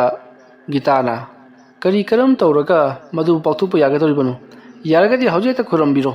aikhoi nonganbaga ngamjararoi hairi wafam madu tabada subasna fare nakhoi bu pamlabadi khudagasida layado khurumba yagani aduga wafam amana nong tabana hankrabadi yaroiko asumna hairaga subasna lairon tilon kaya sonduna hospital adu layama khurumlakli matawasumna subasna yamna kanna honabibadagi mafam maruda leiriba direnna sanaramba phatraba laitin putpet ado mafam marudagi chatkri somdana kamdauri direndo mahaksu haujik hawa kankhat ngamdana adubak phamsenaduna leiri mahakna hospital da ukhiba mati tawkhiba singaduna karino haiduna matomta sukhanjaribani nakal amaromdana hospital aduda leiriba amaiba aduna hospital aduda manungda leiriba phatraba putpret temu laimusing adupu mathang tanthorakli adumna tanthorakpagi numit adugi numidangni subas mahakisu haijaba lewatinwa tawduna laitin tanthoklamlaba matung lai khurum thoklamlaba matungda mahak sumayumda hankrabani hospital aduda handak torokliba aduda makhoi hospital adugi mapu adu phawba kiribani masuk kuina leirakpa sida asigumba thabak ase amukta phawba toroktri haiduna matamdi asum haukhibana haujikti numidang ahingi matam oisalakli direndo mahausa nungaina tumduna leiringai matamni matamatda kana agumba miyu yamana thonga thinbagumna kokok launa asum thilai direndo tumlambadagi mikap khangthok thoi tumdana da asum leibanina mahak tumthabado yadabanina ngahak hebuk tumba ngaha mu haugatpa tawribani aduna karigumba samindama hek phangbada thogeta mikap thoi direna mikap tholakpada thongda kanagumba amana kokok launa asum thinbagi khonjal adu tarakpada direna kanarone tinglaba kalasida kokok thilibasiba asum nangai ha wakhal khalingai hojik kokok thilambado tumin laikhri ꯇꯨꯃꯤꯟꯅ ꯂꯩꯈꯤꯕꯗꯨꯗ ꯙꯤꯔꯦꯟꯅ ꯈꯜꯂꯨꯕꯅ ꯎꯆꯦꯛ ꯋꯥꯌꯥꯁꯤꯡ ꯑꯇꯩ ꯑꯇꯩ ꯖꯤꯕ ꯑꯣꯏꯔ ꯃꯥꯜꯂꯦ ꯍꯥꯏꯗꯨꯅ ꯈꯜꯂꯨꯏ꯫ ꯑꯗꯨꯒꯗꯤ ꯙꯤꯔꯦꯟꯅ ꯇꯨꯝꯂꯤꯕ ꯃꯍꯥꯛꯀꯤ ꯀꯥ ꯑꯗꯨꯒꯤ ꯃꯍꯥꯛꯀꯤ ꯍꯦꯛ ꯐꯛꯂꯥꯡ ꯑꯗꯨꯗ ꯗꯨꯡꯗꯨꯡ ꯗꯨꯡꯗꯨꯡ ꯑꯃꯨꯛ ꯊꯤꯜꯂꯛꯂꯤ꯫ ꯍꯟꯗꯛꯃꯨꯛꯇꯤ ꯙꯤꯔꯦꯟꯗꯣ ꯁ꯭ꯋꯥꯏ ꯍꯦꯛ ꯂꯥꯎꯏ꯫ ꯃꯍꯥꯛꯅꯒ ꯍꯣꯁꯄꯤꯇꯥꯜꯗ ꯎꯈꯤꯕ ꯑꯗꯨꯒ ꯍꯧꯖꯤꯛ ꯇꯥꯔꯛꯂꯤꯕ ꯈꯣꯟꯖꯦꯜ ꯑꯁꯤꯒ ꯀꯔꯤꯅꯣꯅꯦ ꯍꯥꯏꯗꯨꯅ ꯃꯇꯝ ꯑꯗꯨꯗ ꯙꯤꯔꯦꯟꯅ "ꯍꯩ ꯀꯅꯥꯅꯣ?" ꯍꯥꯏꯗꯨꯅ ꯍꯪꯂꯨꯏ꯫ ꯑꯗꯨꯝꯅ ꯃꯍꯥꯛꯅ ꯍꯪꯂꯨꯔꯕꯁꯨ ꯀꯅꯥꯁꯨ ꯈꯨꯝꯂꯛꯇꯦ꯫ ꯃꯇꯝ ꯑꯗꯨꯗ ꯃꯍꯥꯛꯀꯤ ꯐꯛꯂꯥꯡ ꯑꯗꯨꯗ ꯊꯤꯜꯂꯝꯕꯗꯨꯁꯨ ꯇꯨꯃꯤꯟꯅ ꯂꯩꯈ꯭ꯔꯦ꯫ ꯙꯤꯔꯦꯟ ꯆꯤꯡꯅꯕ ꯑꯁꯨꯝ ꯍꯦꯟꯒꯠꯂꯛꯂꯤ꯫ ꯃꯇꯝ ꯑꯗꯨꯗ ꯃꯍꯥꯛꯅ ꯂꯩꯔꯤꯕ ꯖꯒꯥ ꯃꯍꯥꯛꯀꯤ ꯀꯥꯗꯣ ꯌꯥꯝꯅ ꯅꯝꯊꯤꯕ ꯃꯅꯝ ꯑꯃ ꯅꯝꯕ ꯍꯧꯔꯛꯂꯤ꯫ ꯅꯝꯊꯤꯕ ꯃꯅꯝ ꯑꯃ ꯅꯝꯂꯛꯄꯗꯨꯗ ꯙꯤꯔꯦꯟꯅ "ꯀꯔꯤꯅꯣꯅꯦ? ꯀꯗꯣꯝꯗꯒꯤ ꯃꯅꯝꯅꯣꯅꯦ?" ꯑꯁꯨꯝꯅ ꯈꯜꯂꯒ ꯀꯣꯏꯂꯩ ꯂꯩꯗꯨꯅ ꯌꯦꯡꯉꯤ꯫ ꯍꯧꯒꯠꯄꯗꯤ ꯉꯝꯗ꯭ꯔꯕꯅꯤꯅ ꯑꯗꯨꯃꯛ ꯂꯣꯡꯅ ꯍꯤꯞꯂꯒ ꯌꯦꯡꯉꯤꯕꯅꯤ꯫ ꯇꯥꯟꯖꯥ ꯑꯗꯨꯗ ꯀꯅꯥꯒꯨꯝꯕ ꯃꯤꯑꯣꯏ ꯑꯃ ꯃꯍꯥꯛꯀꯤ ꯃꯈꯣꯡ ꯑꯗꯨꯗ ꯇꯥꯞ ꯇꯥꯞ ꯄꯥꯏꯔꯛꯏ꯫ ꯙꯤꯔꯦꯟ ꯍꯟꯇꯛꯃꯨꯛꯇꯤ ꯁ꯭ꯋꯥꯏ ꯂꯥꯎꯈ꯭ꯔꯤ꯫ ꯃꯍꯥꯛꯀꯤ ꯅꯨꯄꯤ ꯑꯉꯥꯡꯁꯤꯡꯕꯨ ꯀꯟꯅ ꯀꯧꯔꯛꯏ꯫ ꯙꯤꯔꯦꯟꯅ ꯀꯟꯅ ꯀꯧꯔꯛꯄꯗꯨꯗ ꯃꯌꯥꯝꯁꯨ ꯇꯥꯔꯗꯨꯅ ꯕꯨꯗ꯭ꯔꯨꯡ ꯀꯩꯗꯧꯔꯒꯦ ꯍꯥꯏꯗꯨꯅ ꯆꯦꯟꯁꯤꯜꯂꯛꯏ꯫ ꯃꯗꯨꯗ ꯙꯤꯔꯦꯟꯅ "ꯑꯩꯒꯤ ꯈꯣꯡꯗ ꯀꯅꯥꯒꯨꯝꯕ ꯑꯃꯅ ꯇꯥꯞ ꯇꯥꯞ ꯄꯥꯏꯔꯛꯏ꯫ ꯈꯨꯌꯥꯏꯗ ꯀꯅꯥ ꯂꯩꯒꯦꯅꯦ?" ꯑꯗꯣꯝꯅ ꯍꯥꯏꯔꯛꯄꯗ ꯍꯧꯖꯤꯛ ꯆꯪꯉꯛꯂꯤꯕꯁꯤꯡ ꯑꯗꯨꯅ "ꯀꯅꯥ ꯑꯃꯠꯇ ꯂꯩꯇꯦꯗ" ꯍꯥꯏꯗꯨꯅ ꯈꯨꯝꯃꯤ꯫ ꯙꯤꯔꯦꯟꯅ "ꯍꯩ ꯑꯩꯅ ꯍꯥꯏꯔꯤꯕꯁꯤ ꯑꯁꯦꯡꯕꯅꯤ꯫ ꯀꯅꯥꯒꯨꯝꯕ ꯑꯃ ꯑꯩꯒꯤ ꯈꯣꯡ ꯑꯁꯤꯗ ꯄꯥꯏꯔꯛꯄꯒꯨꯝ ꯇꯧꯈꯤꯕꯅꯤ꯫ ꯑꯗꯨꯒ ꯊꯣꯡꯗꯁꯨ ꯐꯛꯂꯥꯡꯗꯁꯨ ꯗꯨꯡꯗꯨꯡ ꯄꯪꯊꯤꯜꯗ ꯊꯤꯜꯂꯤꯅꯦ." ꯑꯗꯣꯝꯅ ꯍꯥꯏꯔꯨꯕ ꯑꯗꯨꯗ ꯙꯤꯔꯦꯟꯒꯤ ꯅꯨꯄꯤꯅ "ꯌꯥꯔꯦꯁꯦ ꯀꯩꯗꯧꯔꯒꯦ? ꯉꯥꯏꯍꯥꯛꯀ ꯇꯨꯃꯤꯟꯅ ꯂꯩꯕꯤꯌꯨ꯫ ꯍꯣꯁꯄꯤꯇꯥꯜꯗꯅ ꯃꯔꯣꯜ ꯑꯃ ꯀꯣꯏꯂꯥꯎ ꯂꯥꯎꯕꯅꯦ." ꯋꯥꯐꯝ ꯑꯗꯨ ꯇꯥꯕꯗ ꯙꯤꯔꯦꯟ ꯇꯨꯃꯤꯟꯅ ꯂꯩꯈꯤ꯫ ꯃꯇꯝꯗꯤ ꯑꯁꯨꯝ ꯍꯧꯖꯤꯟꯈ꯭ꯔꯤ꯫ ꯃꯥꯒꯤ ꯃꯅꯥꯛꯇ ꯂꯩꯔꯝꯕꯁꯤꯡ ꯑꯗꯨꯁꯨ ꯃꯊꯪ ꯆꯠꯅꯈ꯭ꯔꯤ꯫ ꯃꯇꯝ ꯑꯗꯨꯗ ꯙꯤꯔꯦꯟꯅ "ꯑꯩꯅ ꯁꯥꯟꯅꯈꯤꯕ ꯂꯥꯏ ꯑꯗꯨ ꯁꯣꯏꯗꯅꯃꯛꯀꯤ ꯃꯊꯤ ꯐꯣꯡꯂꯛꯄ ꯑꯣꯏꯔꯝꯒꯅꯤ꯫ ꯀꯔꯤꯅꯣ ꯑꯩꯅ ꯇꯧꯒꯗꯧꯔꯤꯕꯁꯤꯕꯣ? ꯐꯩ, ꯍꯟꯇꯛꯃꯨꯛꯀ ꯑꯩꯒꯤ ꯈꯨꯌꯥꯗ ꯄꯥꯏꯔꯛꯂꯕꯗꯤ ꯃꯥꯒꯤ ꯑꯄꯥꯝꯕꯗꯣ ꯍꯪꯒꯦ." ꯑꯗꯨꯝꯅ ꯋꯥꯈꯜ ꯈꯟꯕ ꯂꯣꯏꯐꯥꯠꯇ꯭ꯔꯤꯉꯩꯗ ꯃꯍꯥꯛꯀꯤ ꯃꯈꯣꯡ ꯑꯗꯨꯗ ꯀꯅꯥꯒꯨꯝꯕ ꯑꯃꯅ ꯑꯃꯨꯛ ꯄꯥꯏꯔꯒ ꯉꯁꯥꯏꯒꯤ ꯑꯗꯨꯒꯨꯝꯅ ꯇꯞ ꯇꯞ ꯍꯥꯏꯔꯒ ꯑꯁꯨꯝ ꯄꯥꯏꯔꯒ ꯀꯥꯈꯠꯂꯛꯂꯤ꯫ ꯃꯗꯨꯗ ꯙꯤꯔꯦꯟꯅ "ꯀꯔꯤꯅꯣ ꯅꯪꯅ ꯄꯥꯝꯂꯤꯕꯁꯤꯕꯣ? ꯅꯪꯅ ꯑꯩꯉꯣꯟꯗꯒꯤ ꯄꯥꯝꯂꯤꯕꯁꯤ ꯀꯔꯤꯅꯣ? ꯑꯩꯅ ꯀꯧꯕ ꯀꯥꯟꯗꯗꯤ ꯂꯥꯛꯇ꯭ꯔꯒ ꯍꯧꯖꯤꯛ ꯂꯥꯛꯂꯒ ꯅꯍꯥꯛꯅ ꯇꯧꯔꯤꯕꯁꯤ ꯀꯔꯤꯅꯣ?" ꯑꯗꯣꯝꯅ ꯍꯥꯏꯔꯨꯕ ꯑꯗꯨꯗ ꯑꯁꯨꯝ ꯀꯥꯈꯠꯂꯛꯄꯗꯨꯅ ꯍꯧꯖꯤꯛꯇꯤ ꯙꯤꯔꯦꯟꯒꯤ ꯊꯥꯖꯤꯟꯖꯧꯈ꯭ꯔꯤ꯫ ꯙꯤꯔꯦꯟꯅ ꯃꯉꯛ ꯑꯗꯣ ꯅꯣꯟꯊꯗꯨꯅ ꯌꯦꯡꯂꯛꯄꯗꯗꯤ ꯃꯃꯤꯠ ꯃꯅꯥ ꯏꯂꯪ ꯂꯪꯕ ꯃꯨꯁꯤꯟ ꯃꯨꯕ ꯑꯗꯨꯒ ꯃꯁꯝ ꯃꯅꯥ ꯏꯐ ꯐꯕ ꯀꯔꯤꯅꯣ ꯈꯪꯗꯕ ꯑꯃ ꯑꯁꯨꯝ ꯂꯦꯡ ꯃꯍꯥꯛꯀꯤ ꯊꯥꯖꯤꯜꯂꯣꯝꯗꯒꯤ ꯀꯥꯔꯛꯂꯤꯕꯗꯨ ꯎꯕꯗ ꯙꯤꯔꯦꯟ ꯍꯨꯃꯥꯡ ꯑꯅꯞꯄꯤ ꯀꯥꯡꯈ꯭ꯔꯦ꯫ ꯃꯁꯤꯗꯒꯤꯗꯤ ꯙꯤꯔꯦꯟꯅ "ꯅꯪ ꯀꯩꯗꯧꯕ ꯂꯥꯛꯄꯅꯣ? ꯅꯪꯕꯨ ꯀꯔꯤꯅꯣ?" ꯍꯥꯏꯗꯨꯅ ꯍꯪꯂꯤꯉꯩ ꯙꯤꯔꯦꯟꯒꯤ ꯈꯧꯔꯤ ꯆꯔꯝ ꯑꯗꯨꯗ ꯇꯞꯅ ꯅꯝꯁꯤꯜꯂꯛꯂꯤ꯫ ꯑꯗꯨꯃ ꯇꯧꯔꯛꯄꯗ ꯙꯤꯔꯦꯟ ꯂꯥꯎꯕꯁꯨ ꯉꯝꯈꯤꯗ꯭ꯔꯦ, ꯃꯈꯨꯠ ꯃꯁꯥ ꯂꯦꯡꯕꯁꯨ ꯉꯝꯗ ꯃꯍꯥꯛ ꯃꯁꯥ ꯄꯨꯝꯅꯃꯛ ꯍꯨꯃꯥꯡꯅ ꯄꯨꯡꯆꯣꯠꯂꯒ ꯃꯐꯝ ꯑꯗꯨꯗ ꯁꯣꯔ ꯐꯨꯟꯒꯠꯇꯨꯅ ꯃꯍꯥꯛꯀꯤ ꯑꯔꯣꯏꯕ ꯃꯇꯝ ꯑꯣꯏꯈꯤ꯫ ꯃꯁꯤꯒꯤ ꯃꯇꯨꯡ ꯃꯊꯪꯒꯤ ꯅꯣꯡꯉꯥꯜꯂꯦ꯫ ꯅꯣꯡꯉꯥꯜꯂꯕꯗ ꯃꯤꯁꯤꯡ ꯙꯤꯔꯦꯟꯒꯤ ꯃꯅꯥꯛꯇ ꯆꯪꯁꯤꯜꯂꯛꯏ꯫ ꯃꯇꯝ ꯑꯗꯨꯗ ꯙꯤꯔꯦꯟꯗꯤ ꯊꯋꯥꯏ ꯌꯥꯎꯗ꯭ꯔꯕ ꯍꯛꯆꯥꯡ ꯑꯃ ꯑꯣꯏꯗꯨꯅ ꯂꯩꯔꯝꯂꯤ꯫ ꯃꯌꯥꯝ ꯄꯨꯝꯅꯃꯛꯅ ꯉꯔꯥꯡ ꯌꯥꯝꯅ ꯀꯟꯅ ꯂꯥꯎꯔꯝꯕꯅꯤ꯫ ꯐꯛꯂꯥꯡꯗ ꯗꯨꯡ ꯊꯤꯜꯂꯦ ꯍꯥꯏꯗꯨꯅꯁꯨ ꯇꯧꯔꯝꯕꯅꯤ꯫ ꯃꯥꯒꯤꯁꯤꯕꯨ ꯀꯝꯗꯧꯔꯤꯕ ꯖꯥꯠꯅꯣ ꯍꯥꯏꯗꯨꯅ ꯃꯌꯥꯝ ꯃꯔꯥꯡ ꯂꯥꯡꯅꯩ꯫ ꯑꯗꯨꯕꯨ ꯂꯩꯈꯤꯗ꯭ꯔꯕꯅꯤꯅ ꯀꯔꯤꯗꯤ ꯇꯧꯔꯨꯅꯤ? ꯃꯍꯥꯛꯀꯤ ꯍꯧꯅꯕꯤ ꯃꯇꯨꯡꯏꯟꯅ ꯃꯊꯧ ꯃꯉꯝ ꯄꯥꯡꯊꯣꯛꯄ ꯇꯥꯕꯅꯤ꯫ ꯑꯁꯨꯝꯅ ꯇꯧꯗꯨꯅ ꯙꯤꯔꯦꯟꯗꯣ ꯃꯍꯥꯛꯀꯤ ꯍꯧꯅꯕꯤ ꯃꯇꯨꯡꯏꯟꯅ ꯃꯊꯧ ꯃꯉꯝ ꯄꯥꯡꯊꯣꯛꯇꯨꯅ ꯄꯣꯠꯂꯣꯏꯕ ꯂꯣꯏꯈ꯭ꯔꯤ꯫ ꯑꯗꯨꯕꯨ ꯌꯨꯝ ꯑꯗꯨꯗ ꯇꯝꯅꯕ ꯑꯔꯥꯛ ꯑꯈꯪꯅꯕꯗꯤ ꯀꯌಾ ꯑꯃ ꯇꯧꯕ ꯍꯧꯔꯛꯂꯤ꯫ ꯃꯅꯤꯡꯗ ꯈꯨꯆꯨꯝ ꯍꯩꯗꯣꯛꯄ ꯊꯣꯛꯄꯗ ꯀꯅꯥꯒꯨꯝꯕ ꯑꯃ ꯇꯨꯕꯠ ꯁꯝꯂꯒ ꯆꯠꯈꯤꯕ, ꯑꯃꯝ ꯃꯊꯦꯡꯗ ꯀꯅꯥꯒꯨꯝꯕ ꯃꯤꯑꯣꯏ ꯑꯃ ꯅꯥꯍꯤꯕꯒꯤ ꯃꯈꯣꯜ ꯇꯥꯕ ꯀꯌꯥ ꯑꯃ ꯇꯧꯕ ꯍꯧꯔꯛꯈꯤ꯫ ꯑꯗꯨꯝꯅ ꯇꯧꯔꯛꯄ ꯑꯗꯨꯗ ꯌꯨꯝ ꯑꯗꯨꯒꯤ ꯃꯤꯁꯤꯡꯅ ꯑꯇꯣꯞꯄ ꯑꯃꯥꯏꯕꯁꯤꯡ ꯀꯧꯗꯨꯅ ꯂꯥꯌꯦꯡꯉꯤ꯫ ꯍꯥꯏꯕꯗꯤ ꯃꯥꯏꯕꯁꯤꯡꯗ ꯀꯔꯤ ꯀꯔꯝ ꯇꯧꯒꯗꯒꯦ ꯍꯥꯏꯗꯨꯅ ꯌꯦꯡꯍꯟꯕ ꯃꯇꯝꯗ ꯃꯥꯏꯕꯁꯤꯡ ꯑꯗꯨꯅ ꯌꯨꯝ ꯑꯁꯤꯗ ꯀꯅꯥꯒꯨꯝꯕ ꯃꯤꯑꯣꯏ ꯑꯃꯅ ꯂꯥꯏ ꯇꯤꯟ ꯀꯧꯁꯤꯟꯗꯨꯅ ꯊꯅꯝꯂꯦ꯫ ꯃꯔꯝ ꯑꯗꯨꯅ ꯍꯥꯏꯔꯤꯕ ꯂꯥꯏ ꯇꯤꯟ ꯑꯗꯨꯕꯨ ꯀꯧꯊꯣꯛꯇꯕ ꯇꯥꯔꯒꯗꯤ ꯅꯈꯣꯏꯒꯤ ꯏꯃꯨꯡꯁꯦ ꯑꯋꯥꯐꯝꯗ ꯇꯥꯕꯗ ꯅꯠꯇꯅ ꯆꯍꯤ ꯈꯨꯗꯤꯡꯒꯤ ꯃꯤ ꯑꯃꯃꯝ ꯁꯣꯏꯗꯅꯃꯛꯀꯤ ꯁꯤꯔꯒꯅꯤ꯫ ꯋꯥꯐꯝ ꯑꯗꯨ ꯇꯥꯕꯗ ꯃꯌꯥꯝꯅ ꯈꯪꯂꯤ ꯙꯤꯔꯦꯟꯅ ꯇꯧꯔꯝꯕ ꯁꯣꯏꯗꯅ ꯑꯣꯏꯔꯝꯒꯅꯤ ꯍꯥꯏꯕꯁꯤ꯫ ꯃꯗꯨꯒꯤ ꯃꯇꯨꯡ ꯌꯨꯝꯒꯤ ꯃꯤꯁꯤꯡ ꯑꯗꯨꯅ ꯃꯥꯏꯕ ꯑꯗꯨꯗ ꯃꯗꯨ ꯑꯃꯨꯛꯇ ꯂꯣꯏꯁꯤꯟꯕꯤꯅꯅꯕ ꯇꯧꯕꯤꯌꯨ ꯍꯥꯏꯔꯛꯄꯗꯒꯤ ꯑꯃꯥꯏꯕ ꯑꯗꯨꯅꯁꯨ ꯍꯣꯏ ꯍꯥꯏꯗꯨꯅ ꯌꯥꯔꯗꯨꯅ ꯙꯤꯔꯦꯟꯒꯤ ꯏꯃꯨꯡꯗ ꯙꯤꯔꯦꯟꯅ ꯊꯅꯝꯕ ꯂꯥꯏ ꯑꯗꯣ ꯌꯥꯝꯅ ꯀꯟꯅ ꯍꯣꯠꯅꯕꯗꯒꯤ ꯌꯥꯝꯅ ꯋꯥꯅ ꯂꯣꯏꯁꯤꯟꯈꯤ꯫ ꯑꯁꯨꯝꯅ ꯇꯧꯗꯨꯅ ꯙꯤꯔꯦꯟꯒꯤ ꯏꯃꯨꯡꯗ ꯇꯝꯅꯔꯝꯕ ꯑꯃꯗꯤ ꯐꯠꯇꯕ ꯊꯕꯛ ꯀꯌꯥ ꯑꯃ ꯇꯧꯔꯝꯕꯗꯣ ꯂꯣꯏꯅꯃꯛ ꯐꯈ꯭ꯔꯤ, ꯑꯗꯨꯒ